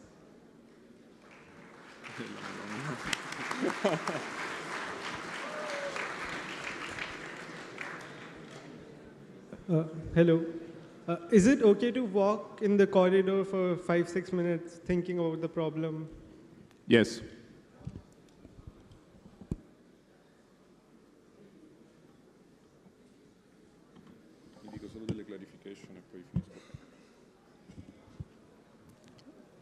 Okay, it seems like... Oh.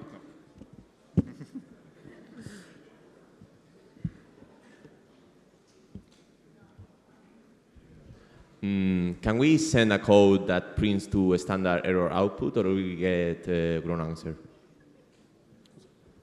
Can you repeat, please? Yes. Can our code print something to the standard error output stream, or will we get wrong answer for doing that? Your program can print to standard error, but consider that printing too much to standard error will slow down your program. Yeah, thanks.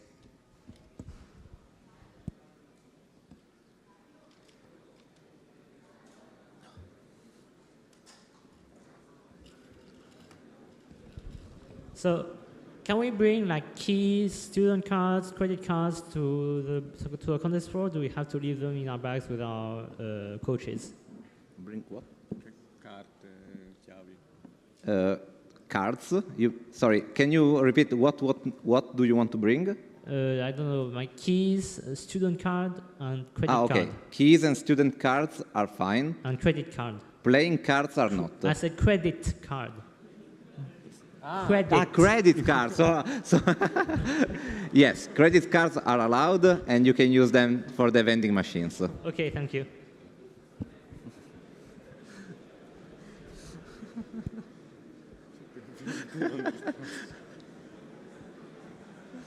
Okay.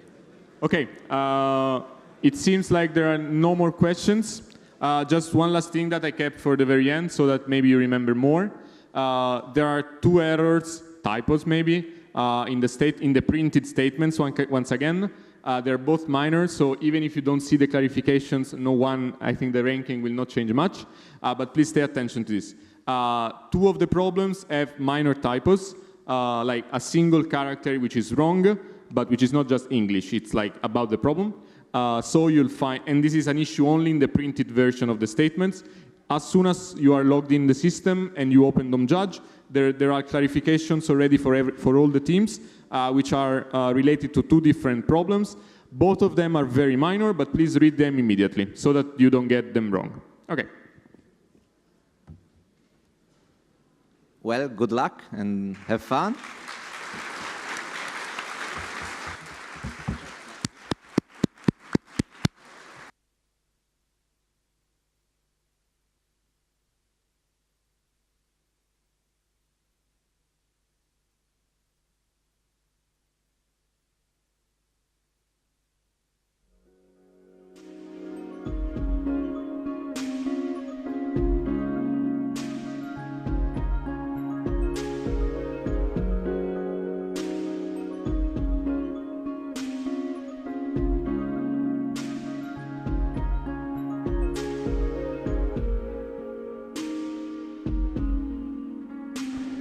No.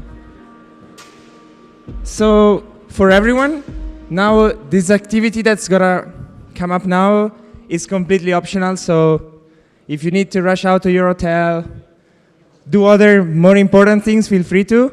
But we organize some quiz with prizes that you can join by using the password that you can find on your badge.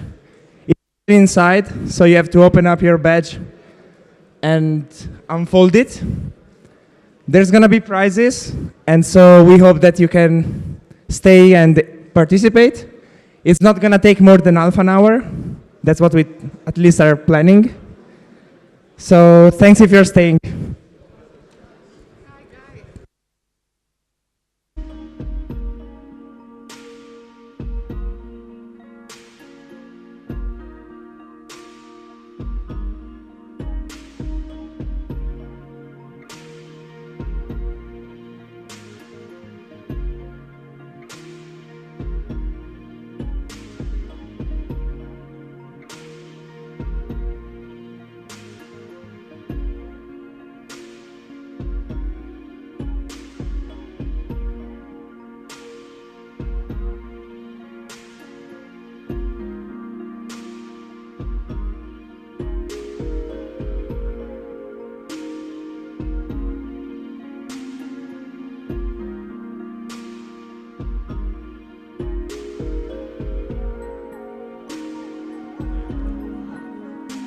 Okay, guys, so please, whoever need to go, leave the room, and whoever want to do the quiz, please sit down so we can start.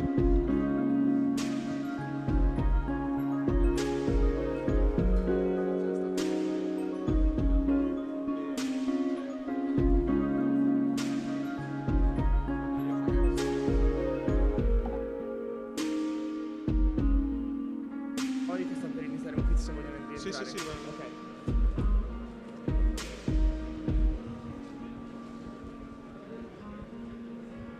Ah, ma c'è lo schermo qua. Sì. Che al giorno d'oggi è digitale, ma vabbè. Lo preferivo quando c'era il tizio lì. Dai, sbagliato. Come Rossa Ramazzotti, senza gol. Non l'hai visto? No. Bellissimo. Sì, vai.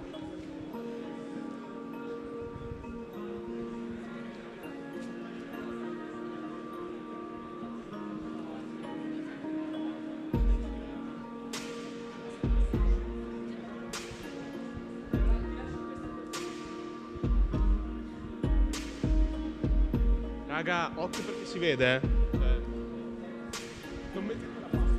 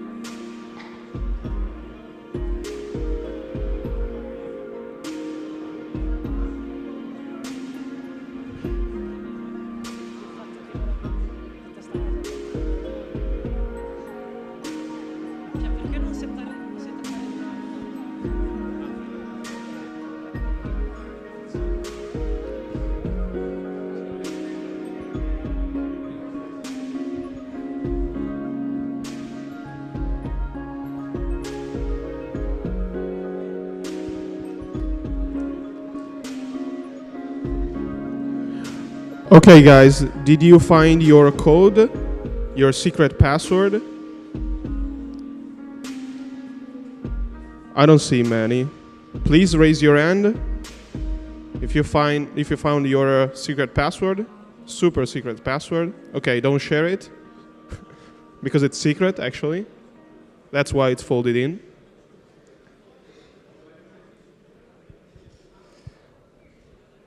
Okay, by the way, I will be your host, and this guy, Mirko, will be my co-host. We are both 2 volunteers, so just forgive us if we are shit.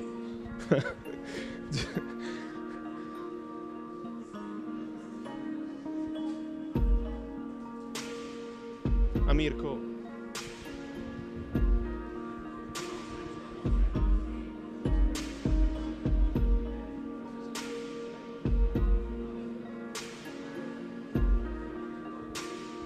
Do someone need help for the secret password? Nice. It wasn't a tough algorithm.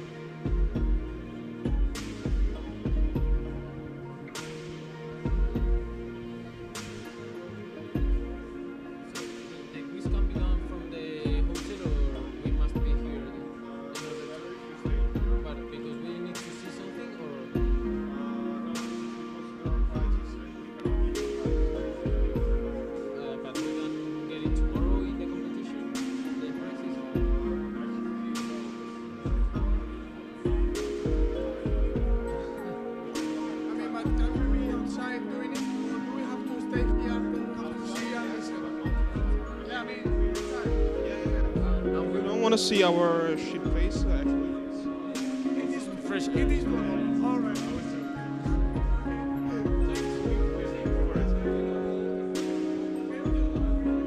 What part of it?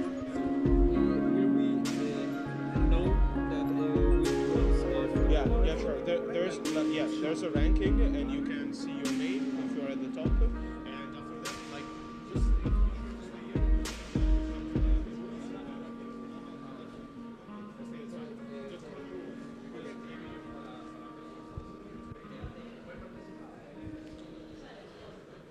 Okay, I guess we can start. Okay, we'll be very brief.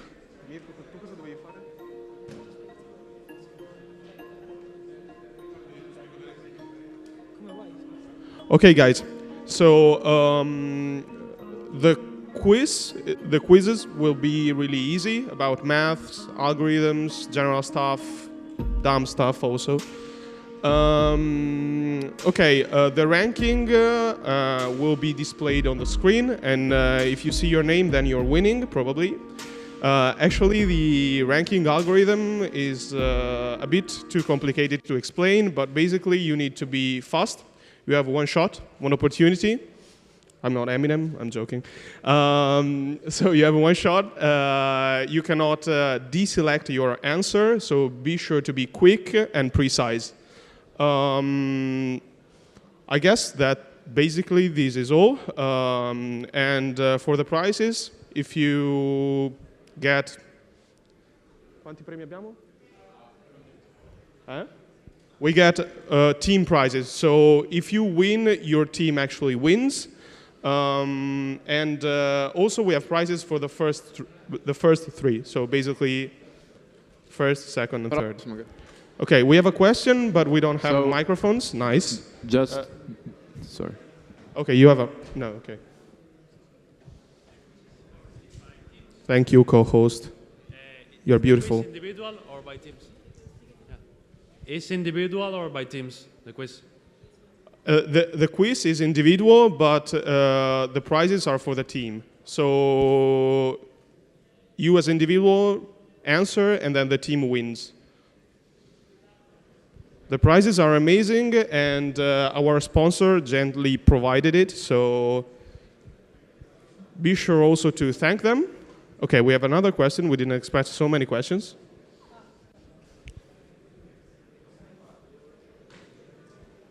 He's doing some gym. So from what I understand, we can all respond individually? Please come again, I didn't hear you. We can all respond individually. Yeah. Yeah. So, So what happens if one person responds correctly and two Uh, other people? We are checking about the details of that. We'll know that Okay. shortly. So do we have to confirm with each other if we have to? I'll let you know soon. Okay, thank you. Soon as in 30 seconds, I hope. In the rankings, you'll have individual points. So I'm assuming that the point system is going to be a sum of all of the teammates' points. So I think. Okay, so clarification, sorry. This is our first time, blah, blah. Everyone on the same team has the same credentials. So only one answer per team, basically. So it's not individual, it's per team. You can all log in, but you have to decide who clicks the button. You can only submit one answer per team, i.e. Okay, guys, was it clear enough? Did you all get it? Can you clap your hands if you understand it? Understood it? Okay, half of the room didn't clap their hands, so maybe I'm stupid and I can't explain things. Do we have another question? Was it a question? No. Okay, Ron.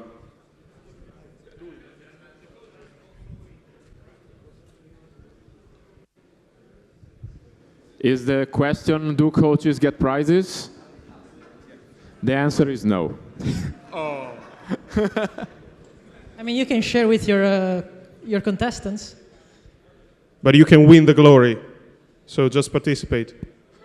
Your name will be displayed, so.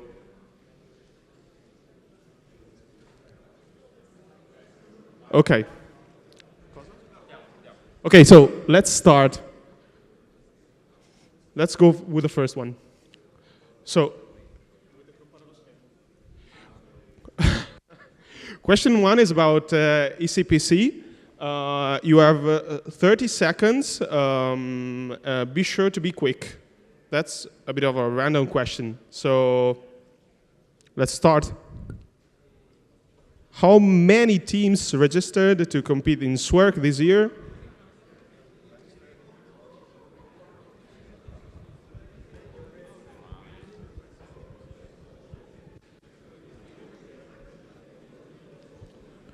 Whoever misses the answer will be mocked by the entire room.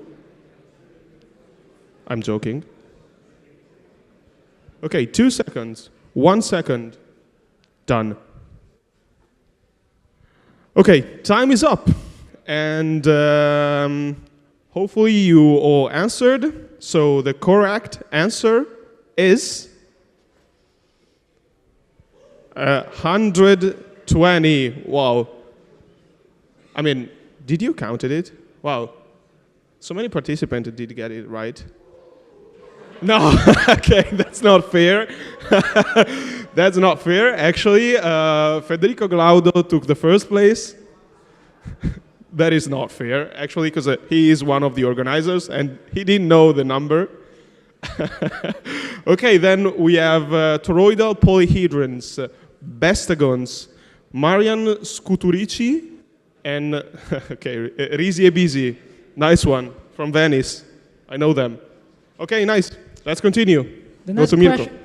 The next question is about fast food. So, well, we're in Italy. We don't have a lot of fast food chains, but hopefully this is going to be a good question. So, actually, it's about math. So, solve this system of equation. Pretty sure you've seen this in many posts online. Mainly if you're from the older generation that still uses Facebook.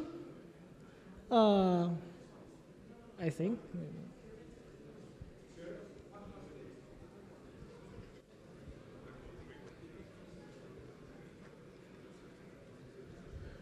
Two seconds. 1 second, and we're done. Time is up, and the answer is burgers is too fries -1, and the pizza is 1. Okay, guys. Mathis Hamel is in first place with 1,088 points. Who's Mathis? Where's Mathis? In the room, Mathis? It's fine. Never mind then. Well, to the next question then. Okay, so question 3 is about algorithms. So many of you should know the answer. If you do not, then you will be mocked at this time, I swear. Okay, so 30 seconds, let's go. Which of these algorithms is not used to find the minimum spanning tree?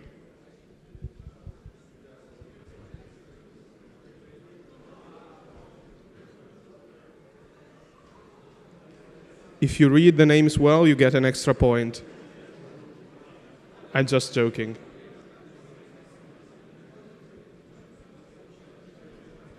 Okay, so 4, 3, 2, 1, done. Okay, so time is up, and hopefully you'll get it right. And the correct answer is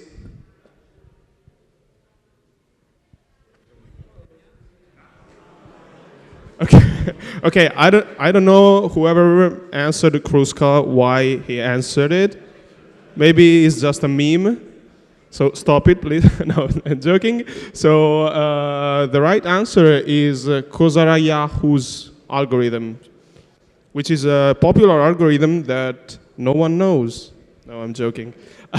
Okay, so Mathis Hamel is first. Wow, so Federico Glaudo is again second. Okay, that is a meme. Mathis Hamel, is he in the room? Nice. Okay, he's not in the room. Then let's go to the fourth. So the next one is a math question. Yeah, let's see the question. What's the number of unique simple paths in a perfectly balanced binary tree with 31 nodes?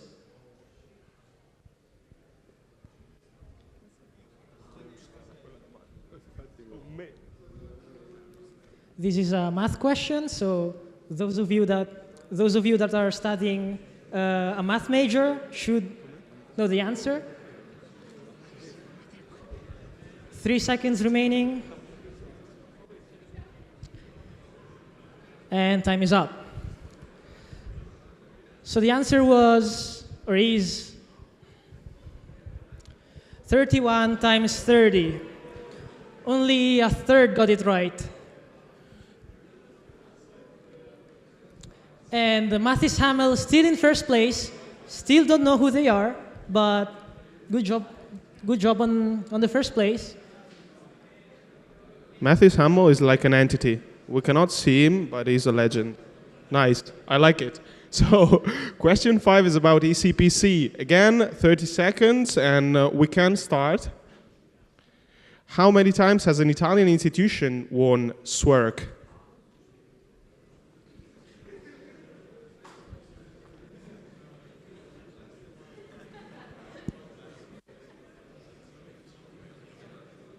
By the way, Università della Svizzera Italiana is not an Italian institution, if you're wondering it. 3, 2, 1, done. Okay, so time is up. That was a tough question, and the correct answer is 0. Wow. We are really prodigies. Amazing. The land of titles. And so Caramba is first, and he's leading to Federico Glaudo, who is like still playing. Okay, so Caramba, is he in the room? Like the team? Okay, we can see Caramba in front. They just won over Mathis Hamel. Nice, our legendary entity, who got 0 actually. Well, I guess we can go ahead. Actually, I can see Uniboys. Nice, guys, from Bologna. So the next question is about love.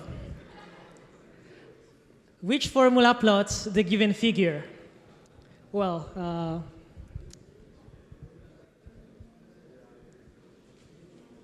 so if any of you ever tried plotting figures using functions, now is your time to shine.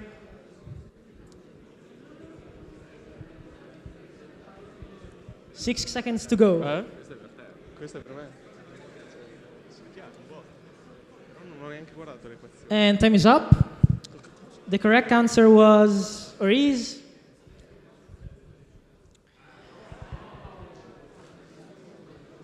this one.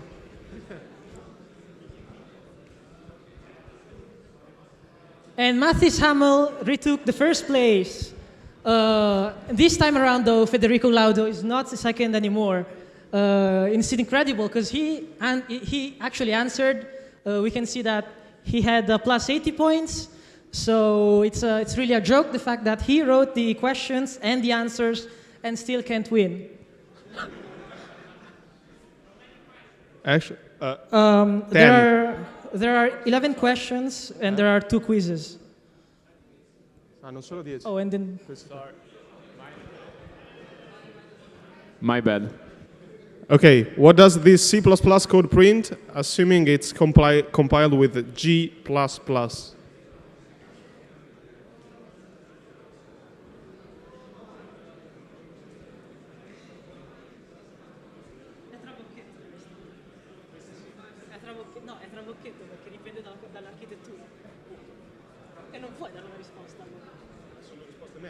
Quello è bello. 1, 0. Time is up. Okay, so that was tough, I guess. Okay, they don't care about what I say. Okay, okay. So the correct answer was -2147 and whatever. Okay, guys, whoever got it right is a legend. Oh, again, wow. That guy is like in my dreams. Wow. Mathis Hamel again. Please clap your hands for our legendary Mathis Hamel. Thank you, Mathis. I don't know if you are alive, but you're a legend. The next question is about strings. So, yeah, if you... Never mind. Let's just see the questions. Which of these strings has the most palindrome substrings?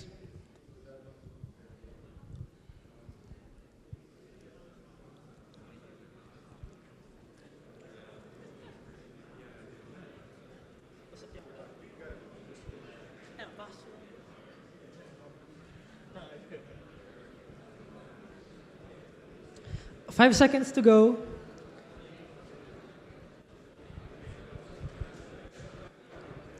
And time is up. So the correct answer for which string has the most palindromes is banana. Yeah, guys, tough one. Mathis Hamel still in first place. It seems that no one can overthrow them. Caramba still trying to get that first place. We believe in you guys. We believe in you. They're not even here. You have to beat them. We don't. I believe in Mathis, actually. He's a legend. Okay, so question 9 is about ICPC. You always have 30 seconds. And the question is, which university won the first ICPC finals in 1977?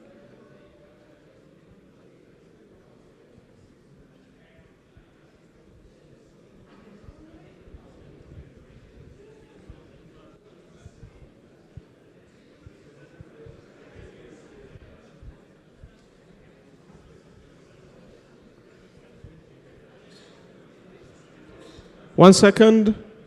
Done. Okay, so time is up. And by the way, Massachusetts Institute of Technology is MIT, for whoever doesn't know it.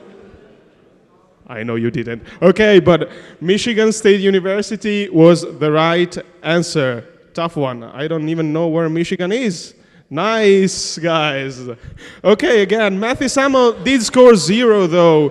Our hero. Actually, Caramba is the runner-up, and it's fairly close. So tough battle, tough battle. Let's go ahead. The next question is about algorithms again. Which of these sorting algorithms has a worst case complexity of O n powered to the second, heap sort, merge sort, quick sort, or cube sort? I thought it was bubble sort.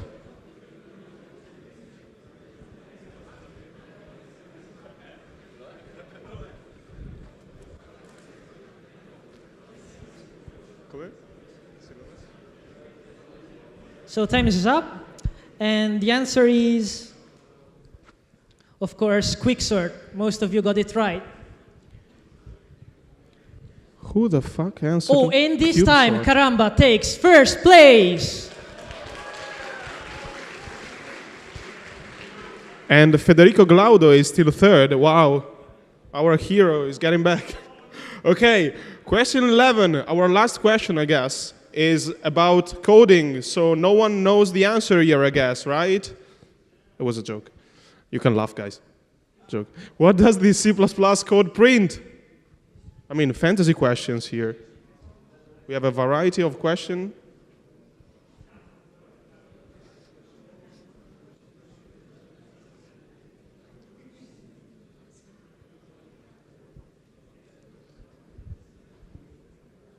Okay, so for the first place, 4, 3, 2, 1. Okay, so time is up. So guys, a bit of suspense. No suspense then. The correct answer is 3. Okay. Okay, so a bit of suspense there. Actually, we will have the prizes for the first 3 people, except for Federico Glaudo, which is one of the organizers who does have everything. Okay, so that's not the last quiz then. So, if I mocked you. If you want to, we have another quiz. And Caramba retains first place. Matthew is going down to third, being overtaken by flag 10. Con la stessa classifica o si aggiorna la classifica? Arriva Edoardo e vi dice, non intrattenete un attimo. Okay, guys, so we have Caramba in first place, flag 10 in second place, our hero Matthew Samuel in the third place, Bogo Solving fourth place, and Federico Glaudo in fifth place. Shout out to Pogo Solving for the hype. Okay, so guys, we're about to start the second quiz. We don't even know how the prizes will be won, because we are volunteers and we are here for free, so we don't know nothing. Actually, I don't even know my mother's name. I'm just joking, I know it.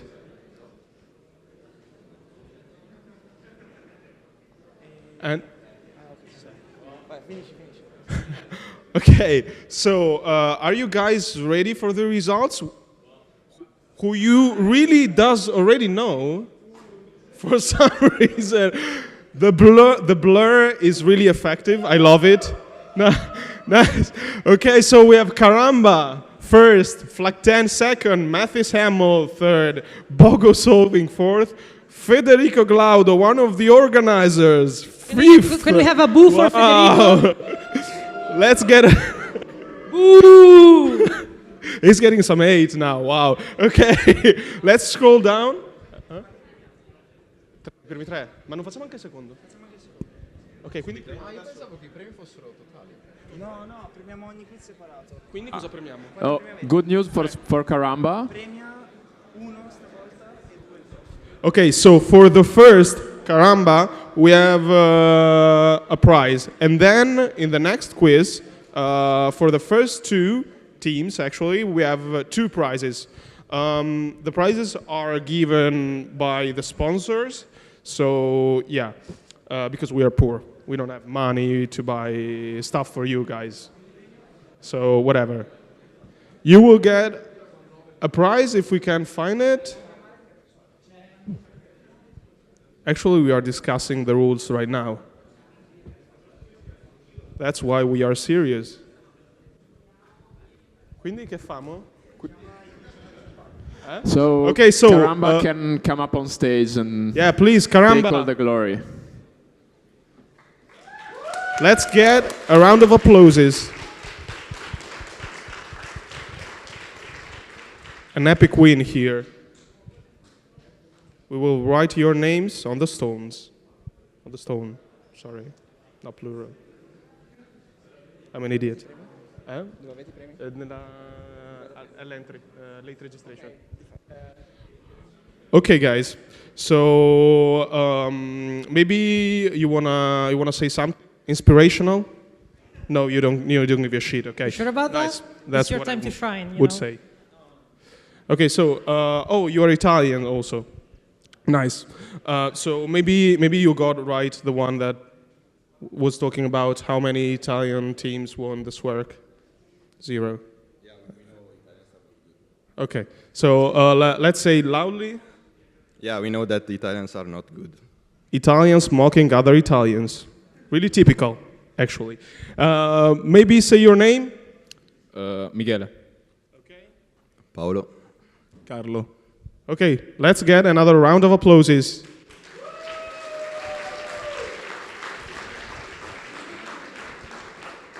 I love the auto-scrolling of this. Actually, this is not done by hand. This is an algorithm, actually. Okay, we have prizes. So let's start. Oh, wow, okay. Okay, so from Bending Spoons from Italy, Milan, Italians won an Italian sponsor prize. Nice. It's a notebook with a pencil where you can write down your code, but not tomorrow, because otherwise you will get disqualified. Remember. Okay, do you guys want to thank Bending Spoons? Thank you, Bending Spoons. Nice one. I like. Keep it simple, always. Yeah, much thanks. Nice. Thank you, thank you. Wow, thank you, Bending Spoons.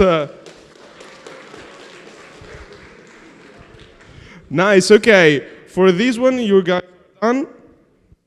Okay. You can win another prize if you're good enough.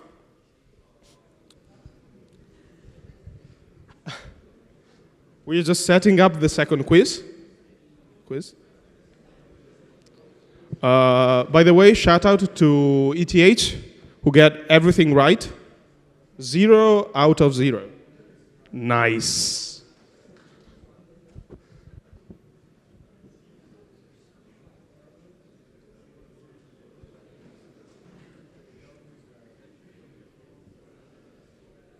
And I'm here to be mocked right now. So we have it ready, but basically they are giving me some time to get to being mocked. Actually, or maybe we doesn't. Are you ready for the second quiz, guys? No? You're not ready. Okay. Actually, we do have prizes. Oh, you do want to win prizes, actually, right? Yeah, actually, we are poor. I mean, we're going to do reverse classification next time. So like ETH would win.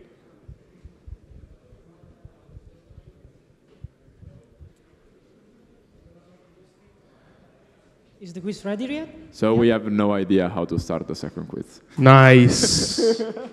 Please, let's get another round of applauses. So the ETA for that is 5 minutes. I only have one button, and I've been told not to click that. So, I don't know. I'm sorry. We keep it professional, guys. We keep it professional here. Maybe let's play some music, something. No, we don't have music. It actually costs too much to pay CIA. It's not a joke. It really costs a lot. You don't need to know what CIA is. You do know it, then you might be evil.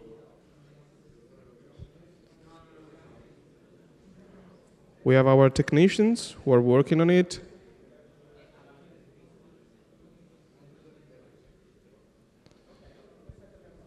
Okay, we have quiz 2. We did it, guys. We Sorry. did it. Nice. So are you guys ready?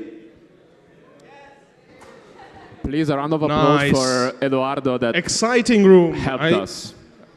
Okay, sorry. Thank Go you, ahead. Eduardo, for helping us. Thank you, thank you.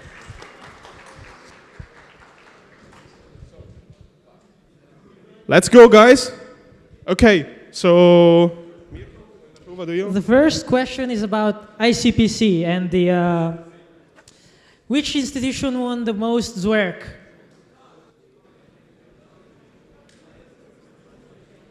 Oh wow, is ETH spelled like that? Shout out to the guys who can read it. 10 seconds to go.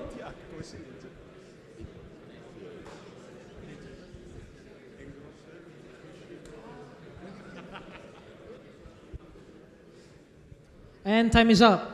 The answer is Universitat Politécnica de Catalunya. Which is in Spain if you didn't know it. Fairly sure.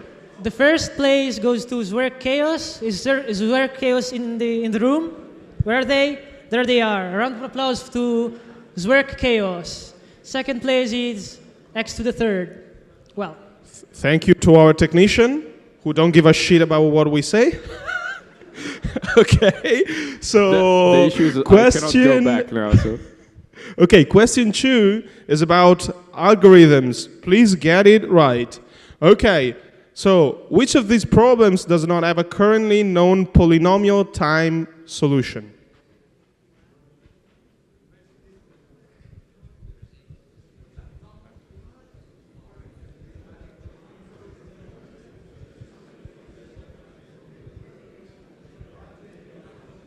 I thought it was inverting a binary tree. Spoiler, it's not. 1 second, 0, and we're done. Okay, so time is up, guys. And the correct answer is integer factorialization. Wow, what a pronunciation, what a master.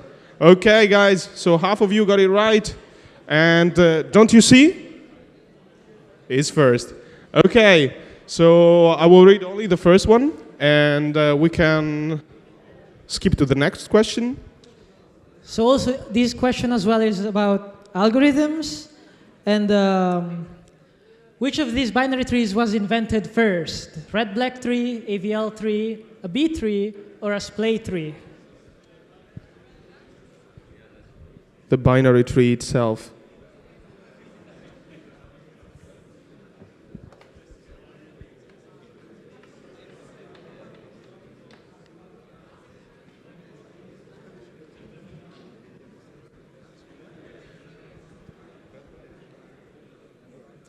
And time is up. The correct answer is the AVL tree, which half of you got right. Don't you see still in first place, followed by ETS Inf 1 and Ricardo Fernandez Pascual. Wait, Ricardo Fernandez Pascual. I don't think that's a team.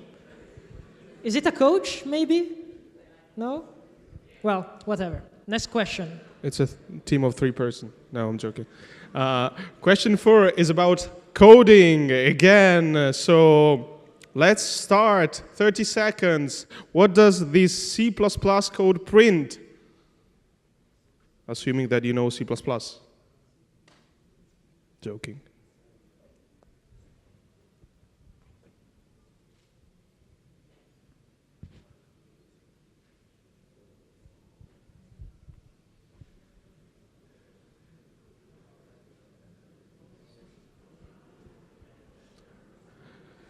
Okay, so time is up. And as I was taught, actually int main should return an integer. Otherwise, what the fuck, guys? There's a bug. Okay, I was just joking. So the correct answer is 01. So 1, yeah, 01. I'm not even sure. Int main should return an integer, remember it. So don't you see, still first. Wow, guys, let's go. Actually, we have some ETS INF who is mocking me with his name. How can I read it? Looks like no one answered correctly on the... Yeah, no one, like everyone has a +0. So no one answered correctly on... Okay, so on everyone leaderboard. missed it. Nice. Comment? I didn't get you, sorry. It was false. You...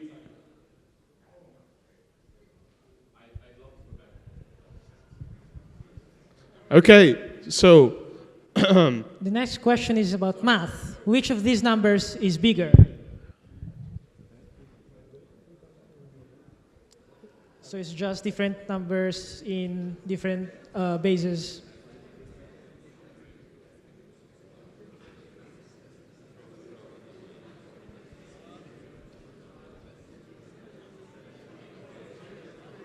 Five seconds to go.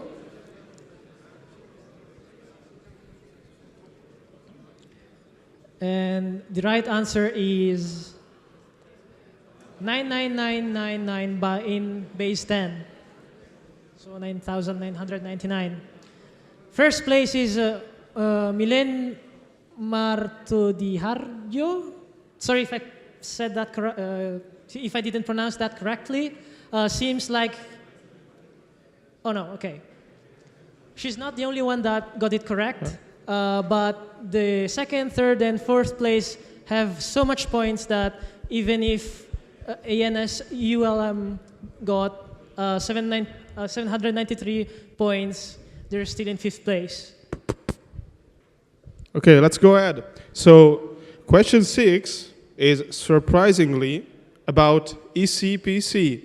Not again, obviously. So 30 seconds. Which of these languages can be used to solve problems in SWERC 2022-2023?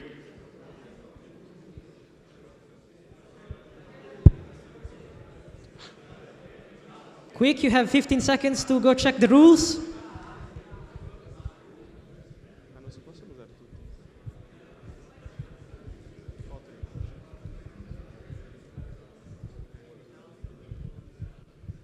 Se Rasta sarebbe figo.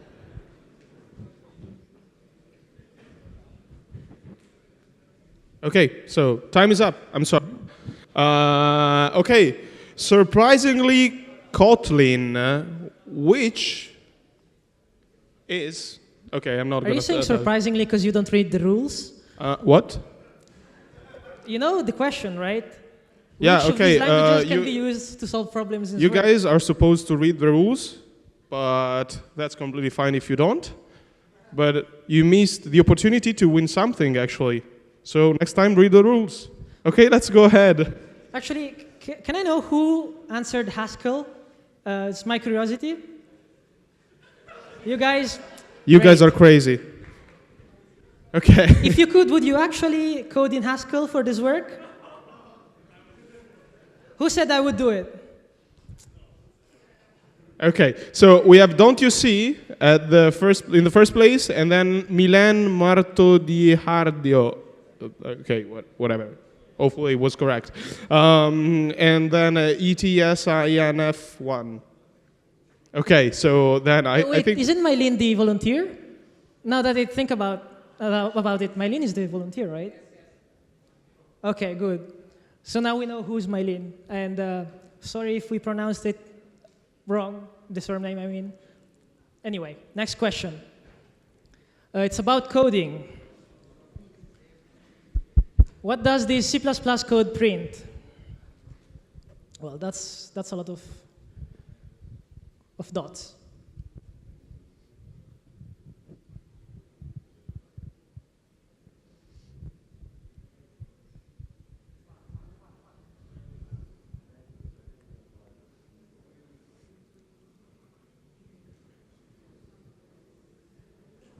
3 seconds to go. And time is up. The correct answer is 320 minus 1012. That was trivial. I'm joking. So Mylene got it right. And she's in first place now, followed by ETS Inf 1 and Don't You See in third place. Okay, so question 8 is about Italian food, and we have 30 seconds about it. Think about it. Do it wisely, otherwise I would beat you. Which of these ingredients is often found on pizza in Naples? I'll be honest, I don't know the answer to this. There's literally a Napolitan name.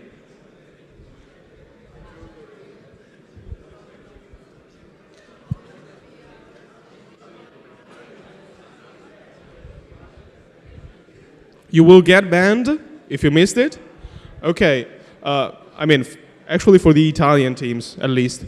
And it was friarielli, which is not Italian, is actually Napolitan. Okay, whoever answered pineapple, shame on you. Shame on you. Just raise your hands, please. You guys are awful. I can see you, I'm a volunteer. I will get you disqualified. I'm just joking. Okay, so we have our ranking blurred for some reason. So Why is from it now on, since we have only like 5 questions remaining, the ranking will be blurred so that there's more suspense. Well, the suspense thing doesn't really work when you keep going at a fast pace.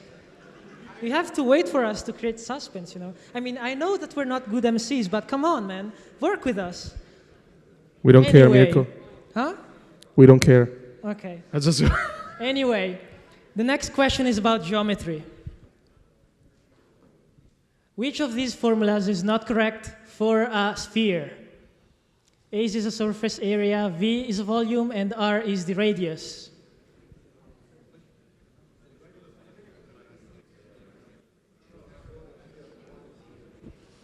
Mirko, do you know which is the plural of radius in English? The plural of radius in English. That's not English, though, is it? That's yeah, it's English also. Ready. The time is up. The correct answer is 4/3 pi r squared. Pi times r squared. Yeah. Okay, so we got our rankings blurred, so we can't show it to you. Whatever, let's go ahead. Question 10 is about coding. Funny enough. So 30 seconds, let's start. What does this C++ code print?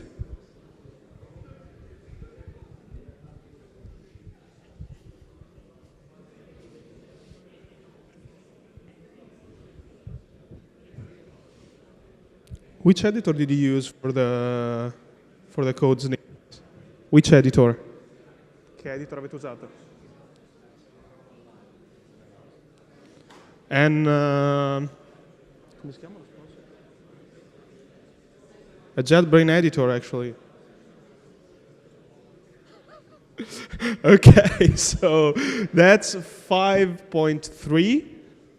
I guess that's the right pronunciation. I'm not sure. Whatever, that's the correct answer.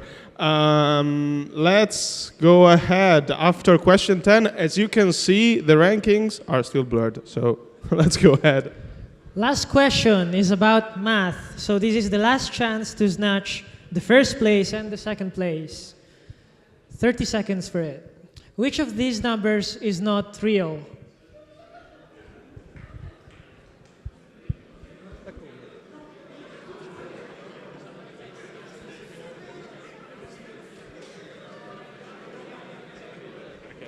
I mean, guys, okay, just do not joke with me. If you missed that, I'm gonna beat you up. Seriously, just please, come on.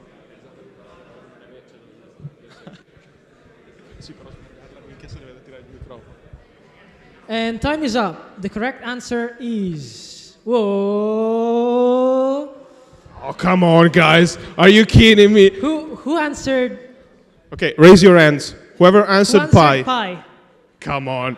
Come on, man. Oh, it's just a joke. It's impossible. It's more than one. Whoever answered... Did you? Who answered pi? Who answered pi? I'm gonna hunt you down. I swear. Okay, let's go ahead. So, after question 11, you can go ahead. The first place goes to... Fifth the place fifth? goes. Okay. Are you ready? Hopefully, yes. So the fifth place goes to... Whoa! ETS Inf 1 with 4,114 points. Shout out to you guys. Please. Well done. You won nothing. Okay, I'll go ahead. So fourth place won actually nothing, and is Flag 11. Wow, nice one, guys. Okay, no one cares about the fourth place, actually. No one. Okay, so for the first team on the podium, which still wins nothing despite being on the podium, is X to the third. Woo! Nice one, guys. Can You're the first of the losers. To the third? Yay. Just joking. Okay, so let's go ahead with the second place. So the first winner of the 2023 SWERC edition, no, it's just a joke, quiz edition, okay, is Caravana Fighters. Wow, shout out to you guys, well done. You won a gadget, you could have won for free in our sponsor stands. Still you won. Okay, let's first reveal the first, and then the winner will come over here. So just go ahead, Mirko. Okay, so the first place, the team in first place that got by just 29 points is... Whoa, Felix Breton, which is not a team, I think. This is a person participating by himself. Can we see Felix? Can he stand up? Felix, come here, Felix. You're the winner. You have the honor to select your gadget, and also for your team. Hopefully you have a team and you're not a coach. Are you a coach? You are? Oh, you're a sponsor. Sponsor. So you're trying to win your own gadgets. So actually a sponsor wins something from our sponsors. Nice one. Okay. Okay. Wait. One more team instead to get our prize? Sure. Okay, they're passing it on to the next one. Okay, so we are giving out the prizes to the third team because our sponsors actually refuses to take the first prizes, actually because he's a sponsor. But let's thank him, first of all. And do you want to say something? I think I would be a bad sponsor if I didn't tell people that Jane Street is nice. Come here, consider interviewing for Jane Street. Okay, thank you. So let's thank Jane Street for winning the contest. Hopefully you didn't miss the last question. I didn't miss the last question. Okay. Okay, so thank you very much. And very kindly, he gives his prize to the third. So just be sure to go to the Jane Street stand. And yeah, so we can continue with Caravana Fighters. Round of applause for Caravana Fighters that are coming now on stage. Okay, let's get a round of applauses. Thank you. Hi, guys. So you can choose your prize. thanks to Jane Street. We have a JetBrains branded yo-yo and a Huawei coffee cup. It's the same for all of the teams. So you're good with the yo-yo? Yes. Okay, so they are getting the yo-yo. We are. Do you want to say something? They're gonna say something. Thank you, JetBrains, and never put pineapple on pizza. Never. Okay, so are you guys Italian? Yeah. Bravi, cazzo. Okay, so maybe say your name. Eduardo. Federico. Massimiliano. Do you guys want to say something? Thank you. Thank you very much. This is the most important moment of my life. It's what I always wanted, to arrive second in the quiz before SWERC. So, thank you. It's comparable to a SWERC win. Actually, we're going to give out the cups to the X to the third. If they can come up. Thank you, guys. You're free to go. You don't need to participate in SWERC tomorrow. You just won. It was a joke. X to the third. So the third place goes to X to the third. Are they here in this room? Okay. There we go. A round of applause for X to the third. Okay, guys. So you won a cup that you probably already have.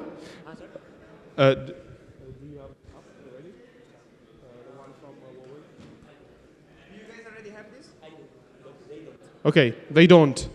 Part of them, at least. Okay, so let's thank Huawei for this gift. Actually, I will let you speak.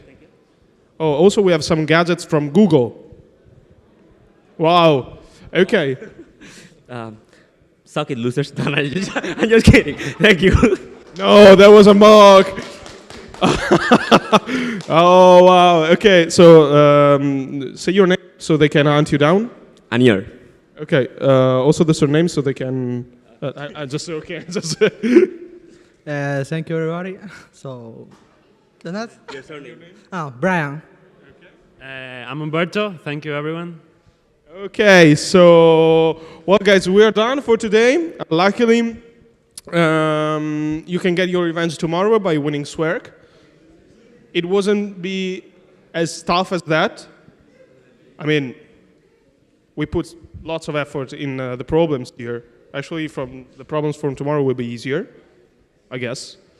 And yeah, do appreciate the algorithm of scrolling again. Nice. That's awesome.